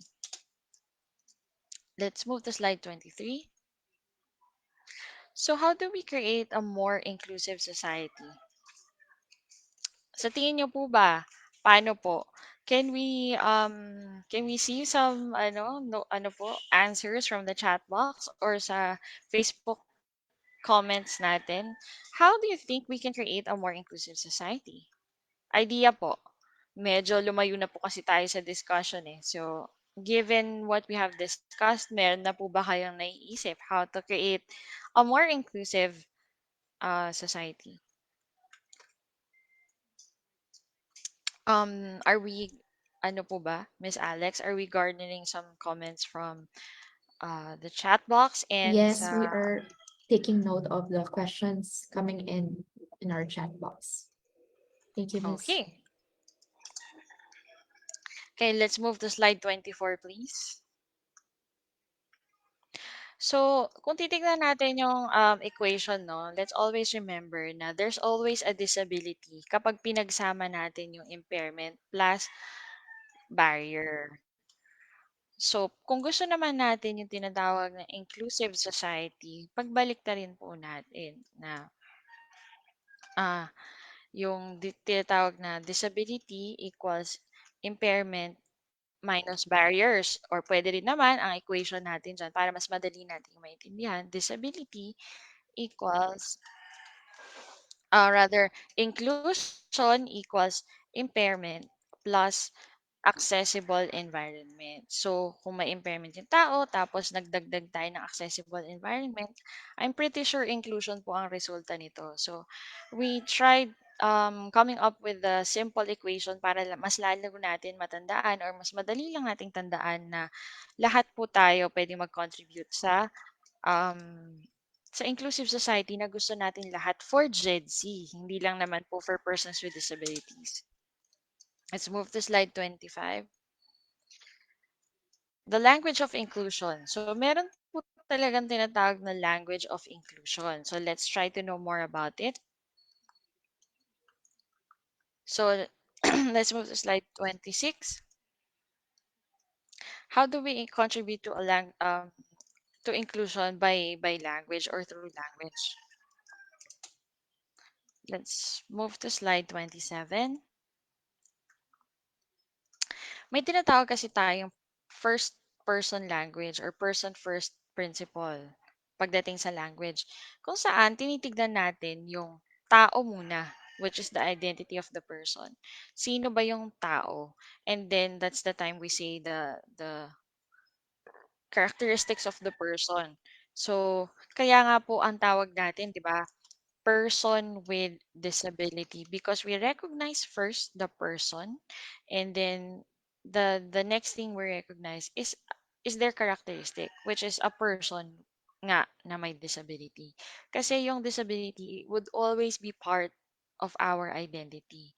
It's just that we're just giving emphasis on the person kasi nga mas mahalaga naman yung pagiging tao kaysa dun sa disability ng tao. It's not the other way around na mas importante yung disability niya kaysa dun sa pagiging tao niya, 'di ba? So, it's kumbaga yung tinatawag na person first language is also a form of respect.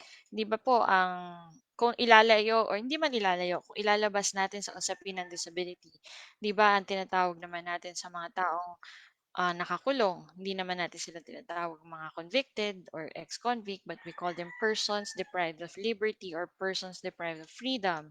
So, inuuna pa rin natin sa kanila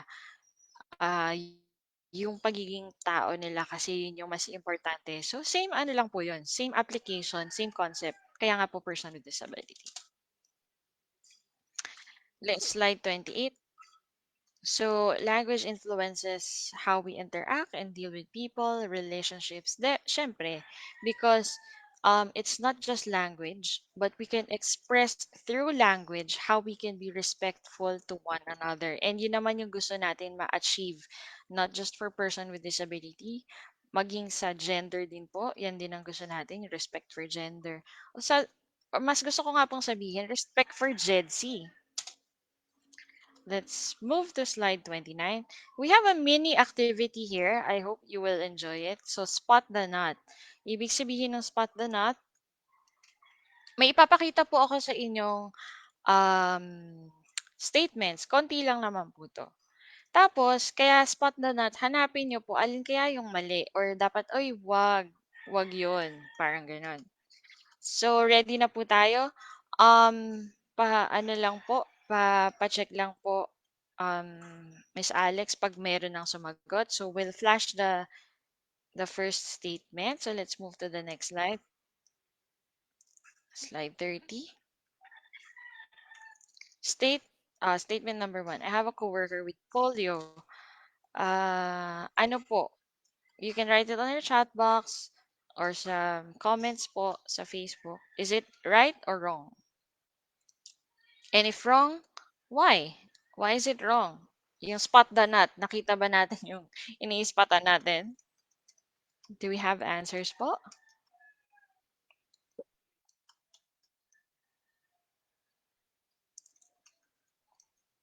Okay, wheelchair bound from Oliver Okay. of QNS. Thank you. She is wheelchair bound. Okay, thank you. Meron pa po? None so far. Wheelchair bound po yung sagot ng karamihan. Okay, so let's move to the next slide, which is the recommended census. So, kumbaga, I have a coworker who has polio and uses a wheelchair or wheelchair user. Actually, pwede na nga rin i-delete yung polio eh. Kasi pwede naman na I have a coworker who uses wheelchair or who is a wheelchair user. Hindi na po kasi natin ginagamit yung wheelchair bound. Ano na po kasi ang wheelchair bound? Bukod sa luma na po siya, sa progressive societies natin ngayon, ginagamit na yung wheelchair user or using wheelchairs dahil ang babalik po tayo ulit dun sa pinag-usapan nating person first language. Mas importante po yung tao na gumagamit ng wheelchair kaysa sa wheelchair niya. So, hindi po siya prisoner ng kanyang wheelchair at hindi po siya naka-tie up o itinali or naka-confine sa kanyang wheelchair bagkus siya po ay gumagamit lamang ng wheelchair para makaikot at pumunta sa kung saan niya gustong puntahan. Wheelchair is a tool to move around. So let's move to slide 31. Second statement, please. For the second statement, my Mongoloid cousin can work like a normal person. Yon, nasabi na ni Miss Alex. Which is wrong Spot po. the nut. Spot the nut. Ano ba yung mali? Mongoloid cousin. Most of the answers, Okay? Mongoloid po.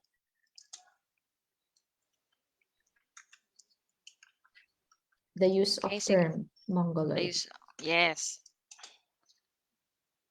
So, ang recommended sentence po natin, Miss Alex, ay, reveal na natin sagot. Mongoloid. So, Okay. yun po, no? The recommended sentence po is my cousin with Down syndrome can work. Yon. Yun lang po, sa kasimple. Hindi na po ginagamit ang Mongoloid ngayon. Yes, ginagamit po yan dati. Dati po. We cannot deny that. Pero ngayon po kasi, progressive societies, of course, and more inclusive society, hindi na po. Down syndrome, either an adult with Down syndrome or a child with Down syndrome. So, ayun. And then, of course, yung normal, pwede na rin natin siya hindi gamitin dahil kanina nga po pinag-uusapan natin na hindi naman po ibig sabihin na may disability yung tao, quote-unquote, abnormal siya or dapat siyang i-categorize as abnormal. So, let's move to, may question, by the way, before we move po, may questions pa po ba tayo about disability terms? Baka po meron kayong questions. The questions, Miss Chrissy, will be The addressed Q&A. during the during the open forum po. Okay. So, let's move to slide 32. Ito na po yung mga ano natin, parang konting tips pa. So, meron tayong mga inappropriate phrases. Yung handicap, disabled. Siyempre, person with disability siya, taong may kapansanan. Retarded, defective, slow. Person with neurodevelopmental disability. Minsan po kasi akala natin slow sila. They may be slow sometimes, but not really yung slow na inaakala natin. Kasi traditionally, ang slow na iniisip natin yung quote-unquote bobo. Hindi po. Kasi when you give them instructions or information, they process it differently from how we usually process things. Kaya tuloy na pag-iisipan na slow sila. Pero actually, hindi. Iba lang yung processing nila. Pero at the end of the day, they still get it. Crippled, lame, deformed, person with physical disability, deaf and dumb, deaf and mute. Ito, super lagi po itong name-mention.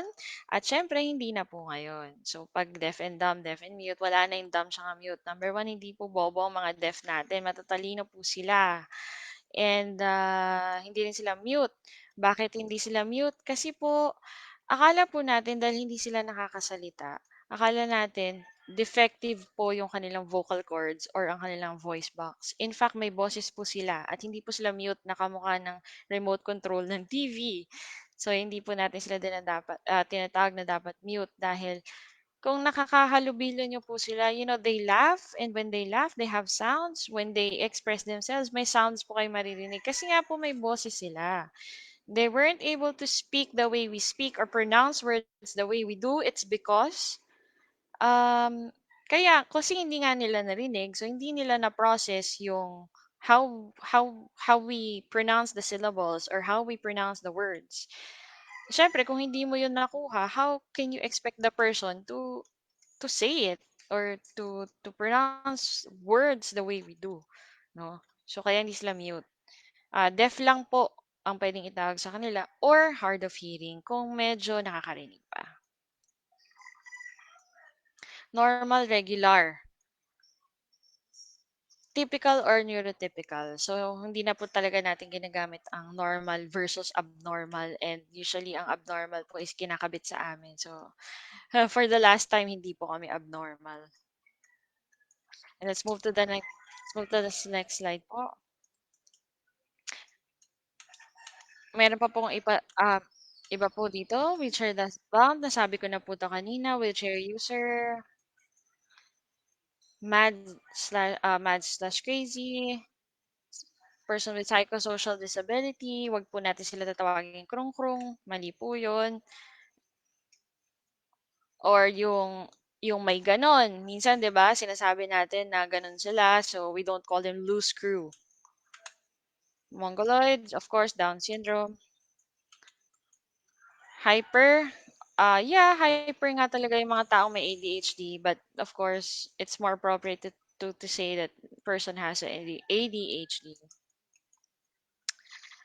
Yung person who suffers from blank, um, hindi na po natin yan sinasabi. Kung ano po talaga yung disability ng tao, yun na yun, person with disability. Kasi usually po, nag-uugat po yung term na yan yung person who suffers. Nag-uugat po yan sa charity model or charity perspective as we discussed earlier, di ba?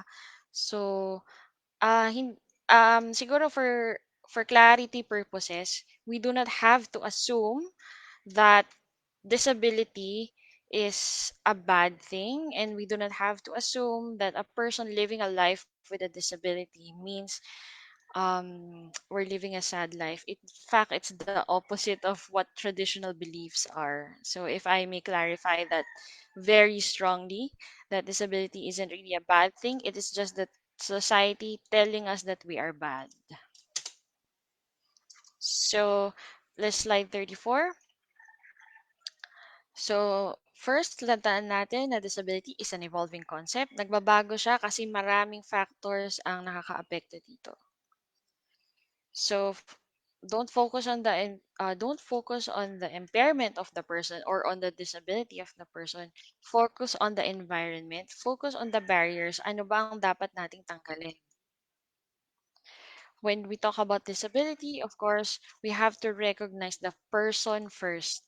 Ibig sabihin nito, hindi lang recognize the person kapag may kailangan tayo sa person with disability. Dumiretso po tayo, kausapin niyo po kami ng diretso. Kami po, makakatulong kami kung ano man po ang questions ninyo. Sasagutin namin po yan, hindi po ang aming companion. Let's move to the next slide po. Slide 30. So, nakikita po natin yung inclusion, no? Yung I, naka-highlight yung I at saka yung S. Because in project inclusion and, as a group or as a organization that we really push for equality and equity for persons with disability, inclusion starts with I. Kaya nga yung sinasabing inclusion starts with I, it starts with each one of us. Yung I po, tayo yon, individual. So yung individual actions natin, yung tamang perspective natin as a person towards inclusion, disability, GEDC, marginalization, yung mga iniisip natin about that, nagsisimula yun sa I, tayo, yung individual. And bakit din naka-highlight yung US sa word na inclusion?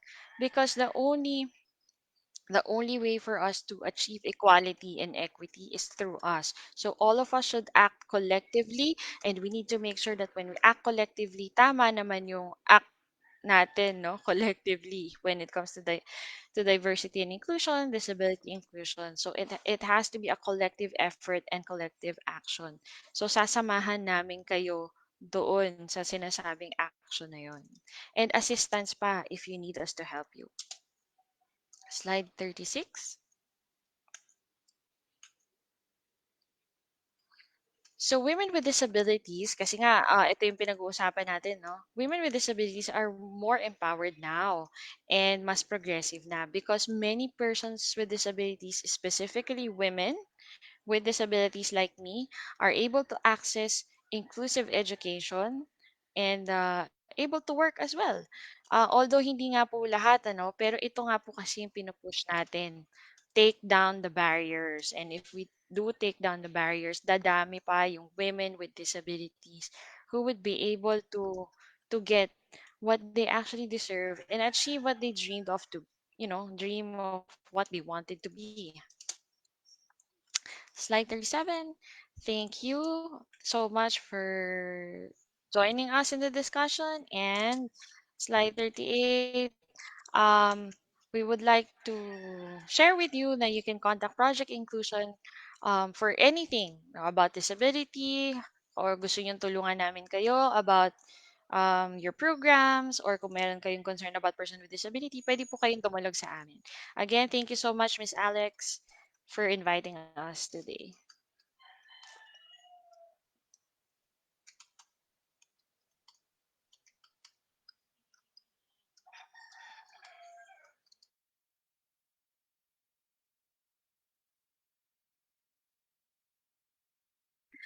Maraming salamat din po, Miss Chrissy Bisda, for that very informative, meaningful, and practical presentation on women with disability.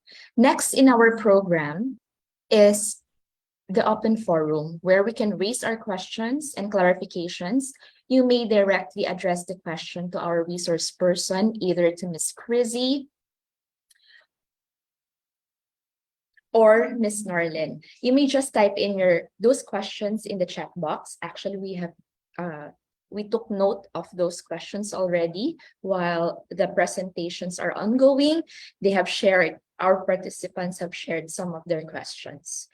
Now, for the open forum, it will be facilitated by Miss Maria Teres Angelica Balucas of the HRMD Employee Welfare Service. I am now giving the virtual floor to you, Miss Angel.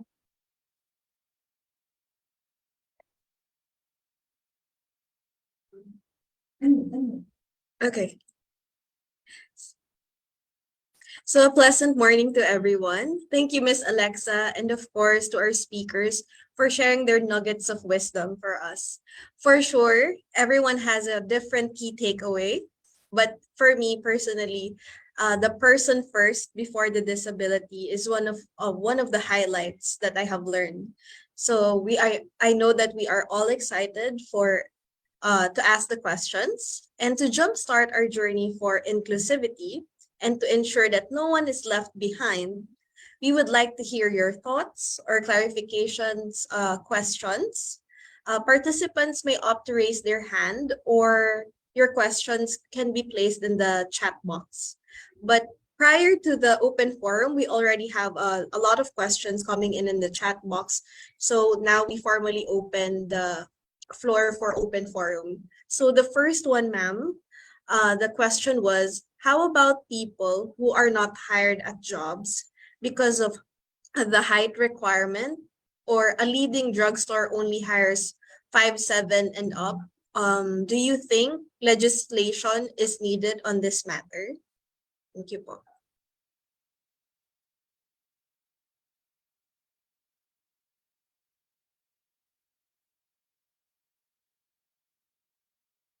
So either one of our speakers may answer the question po.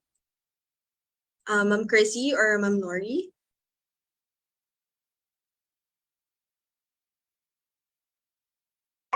Okay. Hello? Hello? Hello? Hello? Hello? Meron na po? Okay. Yes, we can hear you po. Okay. So, I think klaro po kanina dun sa audio-video presentation din natin, no? And also, as we discussed kanina, klarong-klaro na we need to dismantle yung mga policies. We need to dismantle the structure that exclude nagkakaroon siya ng exclusion. Yeah, legislation is one. Isang paraan po yan para yung mga ganitong nasabi nga natin, yung height requirement, no, ay matanggal po sa mga qualifications, no, for any job opportunities. This is isa po siyang pamamaraan na tinatawag po kanina yung systematic way of addressing yung mga structural barriers na yan.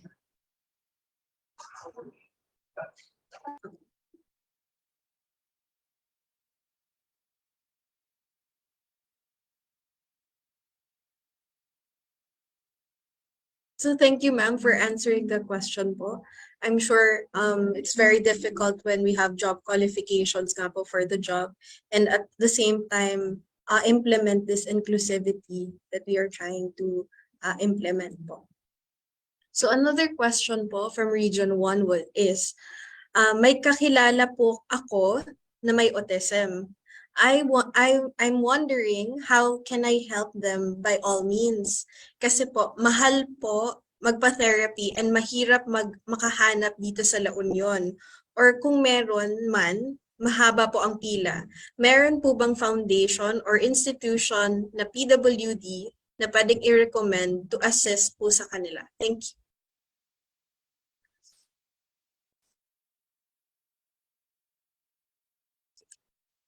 I think si Ma'am Chrissy would want to answer the question po.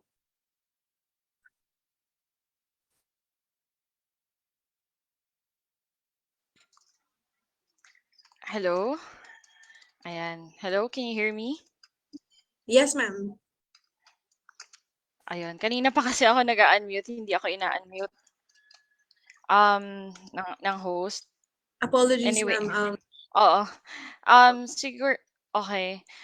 Siguro po dun sa question kanina about autism, uh, mas maganda po na talagang makipagtulungan or makipag-network po tayo sa mga organizations po of autism or persons with disabilities dahil within our network, marami po talagang masasabi nating information or kaalaman na kung saan pupunta, proseso at siguro po yung sinasabi niyong mahaba yung pila.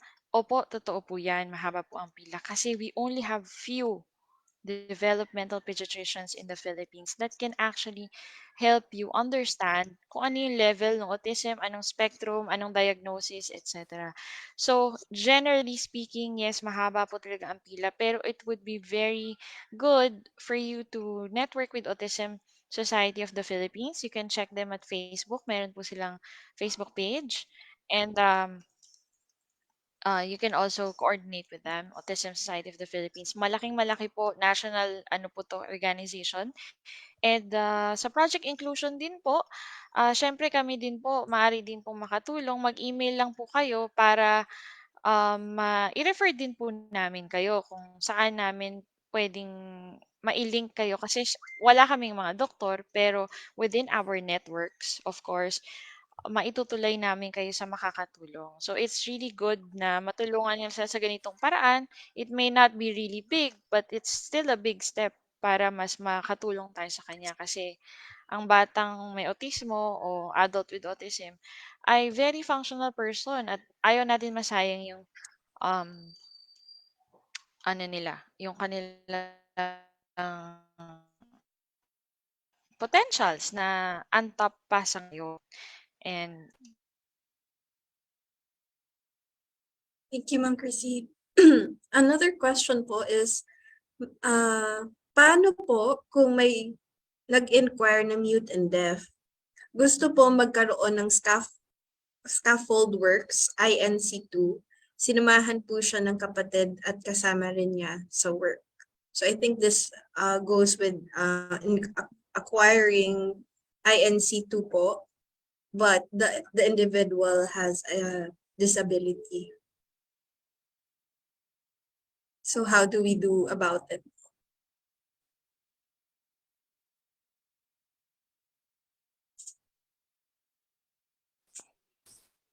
hello, can you hear me? Am I unmuted Yes, now?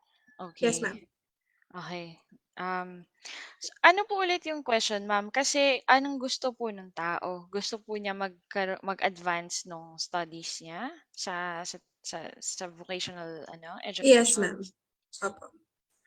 Ano po yung gustong I'm just trying to get the context. Ano po yung gusto niyang itanong doon? Is it good to accept this person? Is The, that the question is, the person who has a disability would want to take up further studies in scaffold works, INC2.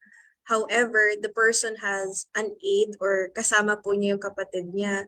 So, he's requiring to, Ah, pwede. pwede po. Um, w- well, I actually would like to throw back the question to TESDA because this is part of your policy or must be part of your policy. So given that there is no available resources yet, how would you address that? Because we have different policies now or laws that we cannot discriminate anyone, especially when it comes to inclusive education. Um, so what is the reasonable accommodation we can provide given the Um, situation? Yes, ma'am. When it comes to TESTA, we would want to entertain and be inclusive of all and give equal opportunity for those who would want to have further studies. However, there are some courses that is limited due to the first the what they call this, the environment or the facilities that we have for a certain program. So it depends upon the program. We'd like to ask po, with that situation, what can TESDA do or based po sa inyong expertise, how could we also further broaden or support po if the individual with disability would want to have further studies but we are much limited po, ma'am. Yeah. So ang pwede po naming i-advise from our side is since wala pa pong clarity in terms of internal policy how to go about it. First of all, we have to provide reasonable accommodation. So we have to talk to the person first. Kausapin muna natin siya. Bakit kailangan niya ng kasama? Kasi baka naman kasi based dun sa question po kanina, sabi po natin, deaf po yung participant. Rather yung nag-e-enroll or gustong mag-enroll. Tapos may kapatid, tinatanong kung pwede. So, kausapin po natin si deaf person talaga. Bakit niya kailangan? Kasi hindi natin alam kung hindi naman established fact sa question kung bakit siya nangangailangan ng kasama. Baka kasi yung kasama niya knows how to interpret or marunong mag-sign language. So, that is probably one of the reasons. Although hindi ko rin alam kung yun yung reason, pero that can be a possibility. Kasi wala ngang available na sign language interpreter. So baka yung kapatid ang tutulong mag-interpret. Kasi the deaf person, if you look at the person, the the body of the person is very capable of lifting or going up the stairs, ganyan. Sa scaffolding, 'di ba? Parang construction ito if I'm correct or if my understanding is correct, no, yung mga hagdan, ganyan, yung mga construction materials, pag-akyat-akyat. So this person is capable of doing so. It's just that ang communication barrier natin dito ay it could be the communication between the teacher and the student because the student does not hear or cannot hear the teacher. So, alamin natin muna. So, siguro part of our possible policy or process is to have an open communication. Alamin natin bakit nga ba baka naman magi-interpret yung kapatid kaya gano'n. Kasi alam nung nag-e-enroll na walang sign language interpreter available. That can be a possibility but I don't know kung yun. Pero alamin natin. And that is a form of tinatawag na reasonable accommodation which is also legally mandated to all of us. Na if there's no standard facilities yet, what we can provide as an organization is what we call the reasonable accommodation. So, yun siguro. And then, kung magkaayos tayo, mapag-usapan na, ito pala yung reason, then you can create formal agreements, no? Case by case basis kasi sa ngayon, dahil wala nga standard policies or standard process, so we can get approvals kung kailangan na sa class na 'to may ganitong situation, so ganito ang gagawin natin. So you can agree with that and I don't think naman that would hurt um the current situation because yun nga, how do we kumbaga operationalize equal opportunity and reasonable accommodation. So pwede siyang pag-usapan tapos kung kailangan ng approval, ihingi natin ito ng approval para kung kasama siya sa klase, magkakaroon naman ng peace of mind din yung teacher na o legal to kasi napag-usapan to, napag-agrihan to. So siguro ganun lang. Yun yung pwede na magagawa sa ngayon. Okay, ma'am. Thank you very much po. One of our experts from TWC, Miss Kimberly Bautista, pointed out in the chat box that at TWC, we do accept PWDs with assistant. Case in point, a deaf and mute with sign language interpreter. So inclusive po kami dun. If an interpreter, if it's an interpreter, we can accept naman po. So Oh, yun yun po yung pala. Meron na ano pala tayong natin. mapagtatanungan sa TWC. So itanong natin sa kanila kasi baka sa region, baka yung question Opo. kasi baka galing region. Magtanong tayo, meron palang best practice sa tama ba TWC? Yes, So, ayun. Pwede tayong makipag-usap or makipag-connect sa kanila, mag-collaborate na meron na palang ginagawa or yung best practice nila, ma-adapt natin kung saan man tayong location.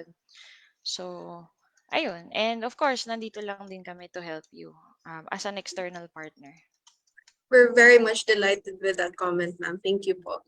Okay, so we are up for our last 3 questions po, given the time that we have. Another question po would be, what about sa mga domestic workers na elementary graduate or no read, no write? Are they not given a chance to prove their worth?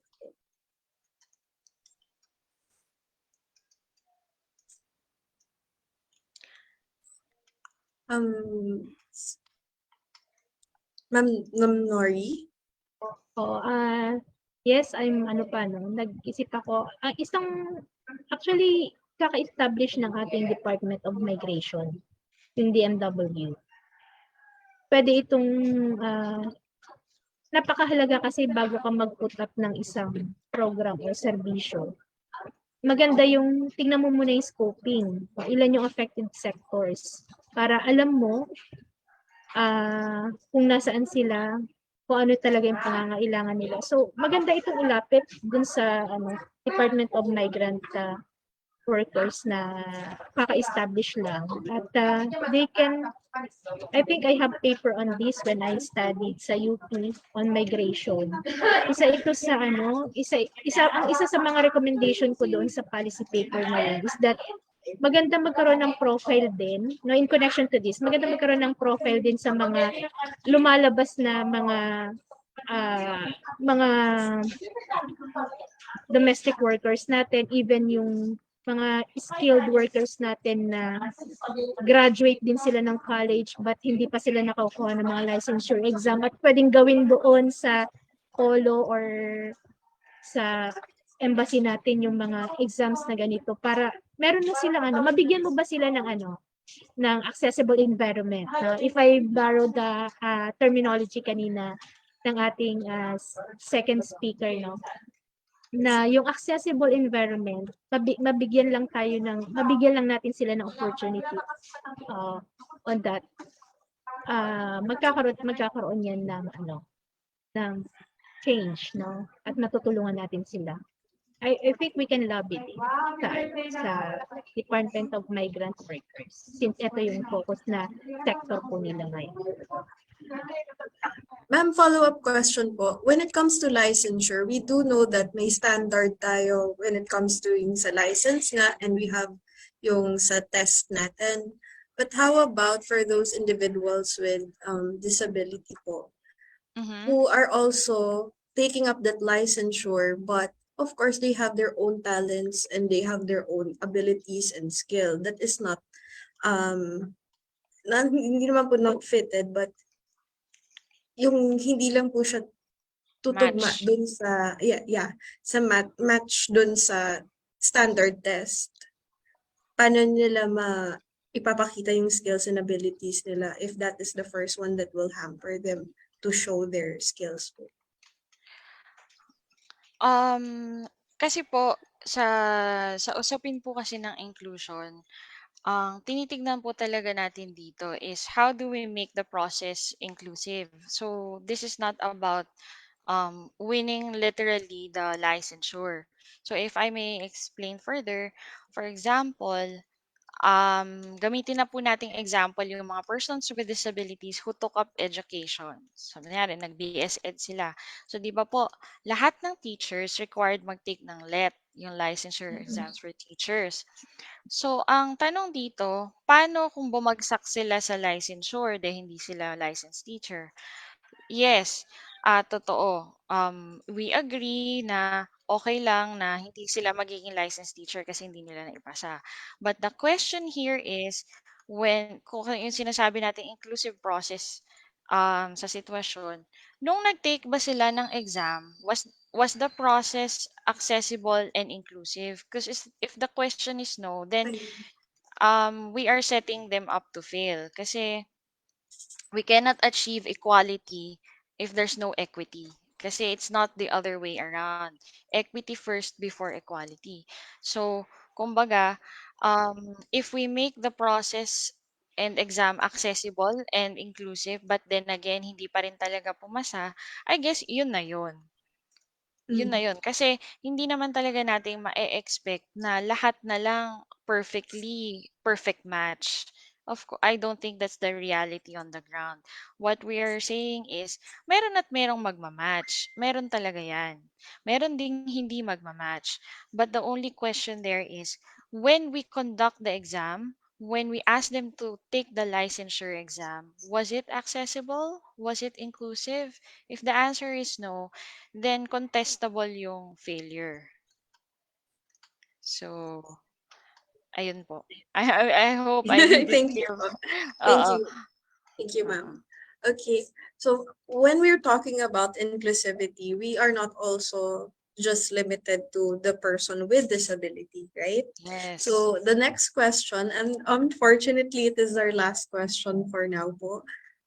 How do we now help the parents of the kids with disability to not be ashamed when they're going out in public with their kids, behaving differently, and is there a support group or organization for our parents naman po? Yes. Thank you for that question.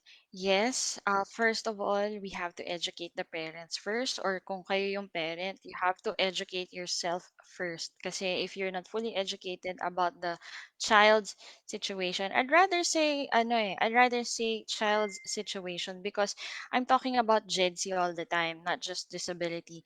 So kahit batang LGBT yan, marami pa rin namang parents ang ikinahihiya na ilabas yung LGBT, kasama yung LGBT nilang anak, 'di ba? Kahit nga adult na 'yan, minsan yung anak nila, 'di ba, nahihiya pa rin silang ilabas na LGBT. So, in general, JEDC speaking, and of course, with highlight on disability, you have to educate yourself first, and you should be the first to be educated para alam mo na bakit hindi sila dapat ikahiya? Kasi you have to hold on to the fact, yung sinasabing diversity or human diversity.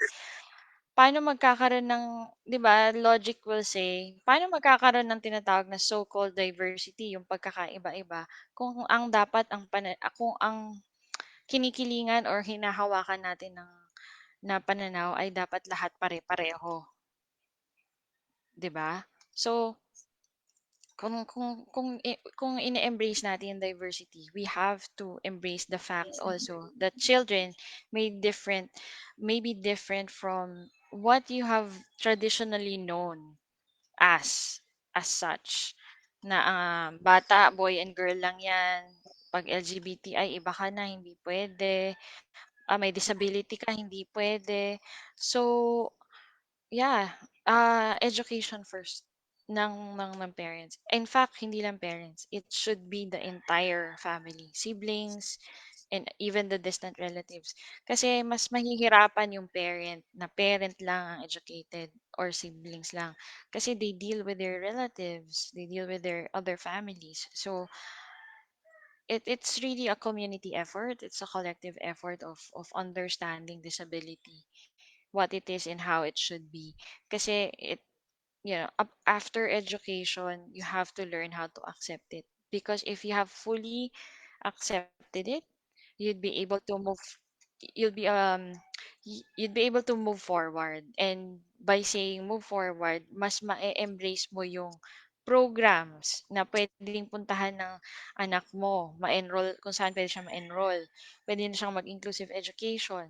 Pag tumanda siya, pwede na siyang pumunta sa inclusive employment. Hindi lahat mangyayari yun if number one, you're not accepting the reality completely and you're not educating yourself completely about the things you do not know. So, yeah, do not be afraid of knowing what you do not know. Okay. Thank you po. So I do agree with you, ma'am. Learning does not You. stop here. And with the Yes. information that we have gotten from this discussion, well, we hope that we all take it away. We have our takeaways for this knowledge and we move forward. But right now, we also have to move forward. We would like to thank Miss Chrissy and Miss Nori and everyone who raised their questions for today. But now, may I give the floor back to Miss Alexa? Thank you. Miss Alex?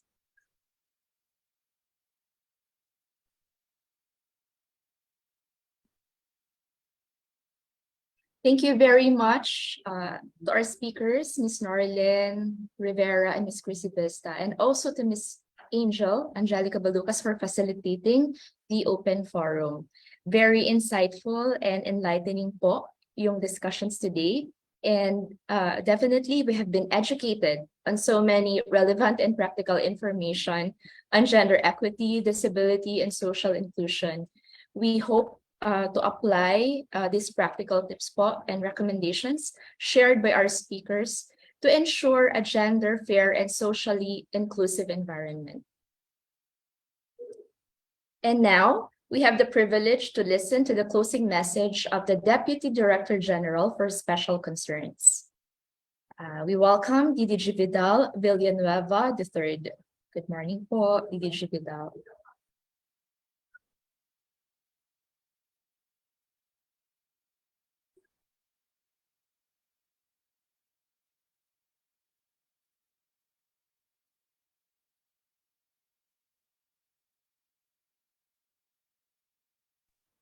Good morning po. Good morning, sir. Yeah, mayong buntag ka na akong tanan. A pleasant morning, everyone. First of all, please allow me to extend my deepest appreciation to our dear chairperson of the GAD Focal Point System, Madam Deputy Director General Rosana Ordaneta. I would like also to express my gratitude to our resource speakers, Ms. Norilyn Quezada Rivera, a member of the Philippine Commission on Women's National Gender and Development Resource Pool, as well as to Ma'am Maria Criselda Bisda from the Project Inclusion Network, those personnel behind this lifelong learning program led by the TESDA Women's Center and the TESDA GAD Focal Point System Technical Working Group, and to everyone who is virtually connected to this program. Daghan kayong salamat for being with us today to share the advocacy on the significance and impacts of applying gender equity, disability, and social inclusion concepts, not only in Tibet, but most importantly in our lives. Taken from the International Women's Day theme, we promote embracing kidsy. To embrace is an act of accepting or supporting something willingly. For our lifelong learning program, we understood that we can all truly embrace equity. When we embrace equity, we embrace diversity, and we embrace inclusion. We embrace equity to forge harmony and unity and to help drive success for all. Through the process of equity, we can reach gender equality. I am so proud to mention that TESDA Women's Center, of course, with Ma'am Mai, our center chief, and the rest of TESDA Women's Center personnel since its establishment in 1998 has been at the forefront of advocating for women's empowerment and gender equality in the Tibet. With the help of TESTA God focal point system from the central office, led no less than Madam Deputy Director General Rosana Ordaneta and all 17 regional offices and our partner organizations. We aim to accelerate the gender mainstreaming activities and initiative of TESDA to ensure a gender responsive, inclusive, and safe space in the Tibet system. Let me conclude by mentioning that we have a societal responsibility to ensure that vulnerable and disadvantaged groups are included and accounted for in Tibet programs and services. Therefore, let us all recognize to promote gender equity, disability, and social inclusion in TESDA.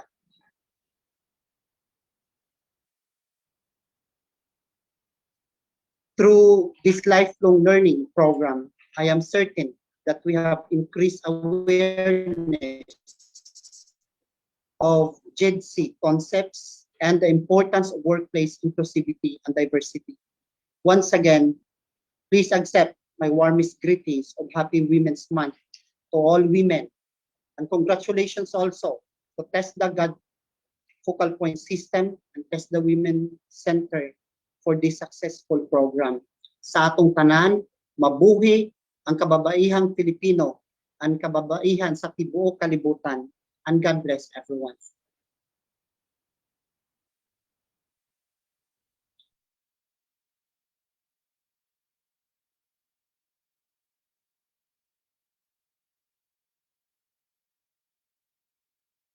Back to the host, please.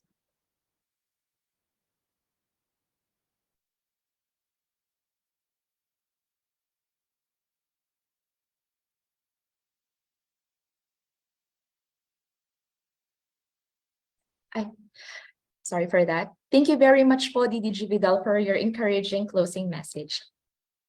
Join me now in presenting the e-certificates of our resource speakers. Let me read the citations.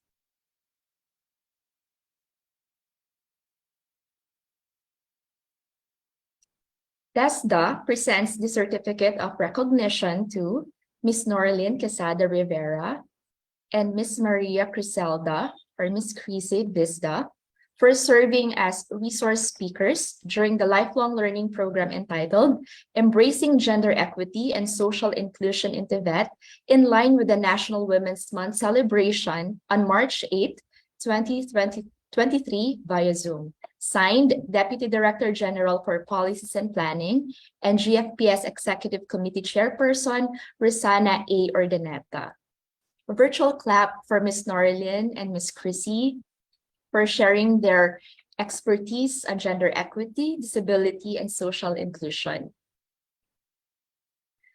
We will now have a photo opportunity with DDG Vidal and our resource speakers. So may request everyone to kindly turn on their cameras and share their happy smiles for the photo op. We will be assisted by Ms. Hanelet Espino of CITAD NITSD. Ms. Honey. Thank you, Miss Alexa. For everyone, please hold your beautiful smile while I take a few photos on my screen. So I will now start to the panel 1.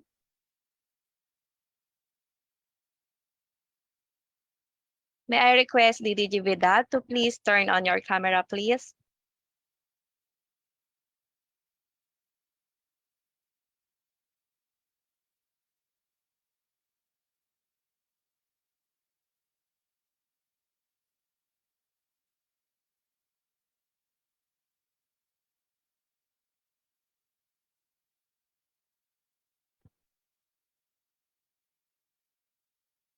Okay, I may now start to the first panel.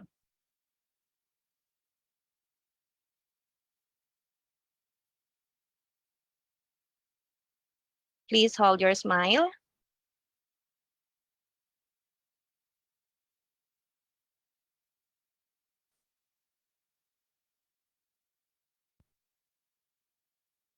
Hold your smiles, please.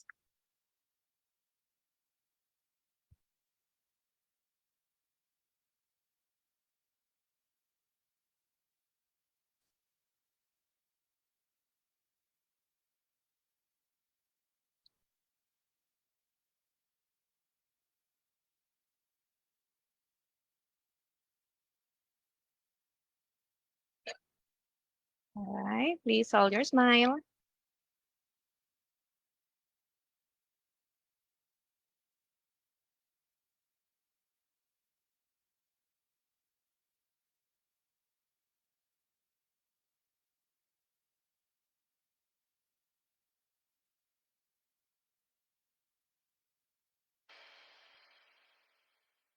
Okay, we are about to the last panel.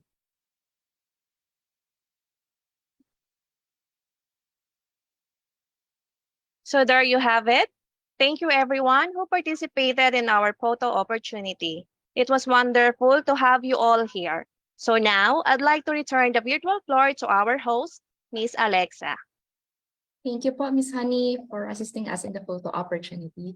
Again, thank you everyone for sharing your happy smiles as well as your active participation throughout the webinar. We also would like to thank all those who helped and made this webinar a success. To Ms. Kat of the Planning Office, Ms. Agnes Panam, Hani Espino, May Francisco of CITAD NITSD, Ms. Mylene Sumera, Kimberly Bautista, Ms. Jonah, Tabu Tatao, Jennifer Kawile, Wesley Tatao, Oliver Sikoy, Cedric Kalalam, and Ms. Myla Hulipas from TWC, and of course to Ms. Angel Balukas from the HRMB. And to everyone, maraming salamat po for attending this webinar. And this ends our lifelong learning program. To all our participants, don't forget to accomplish the attendance sheet and the program evaluation, as this will be the basis for you to receive your e-certificate for this webinar. For easier access, you can just scan the code and this will direct you to the link for the program evaluation. This has been your host, Ms. Alexandra Nunez. Thank you very much for joining us. And again, happy Women's Month to all. Let us now sing with honor and pride, the Testaway.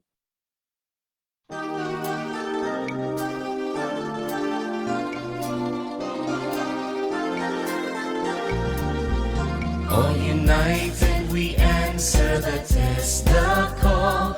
We raise the test, the banner high. With our partners we serve, ever proud and tall. From day to day we strive to address the needs of our labor force. Provide the skills that open doors. Excellence in world-class work. Access to success for everyone. With the power of information, proper values and education, to the hands that build the nation, doing it the test away.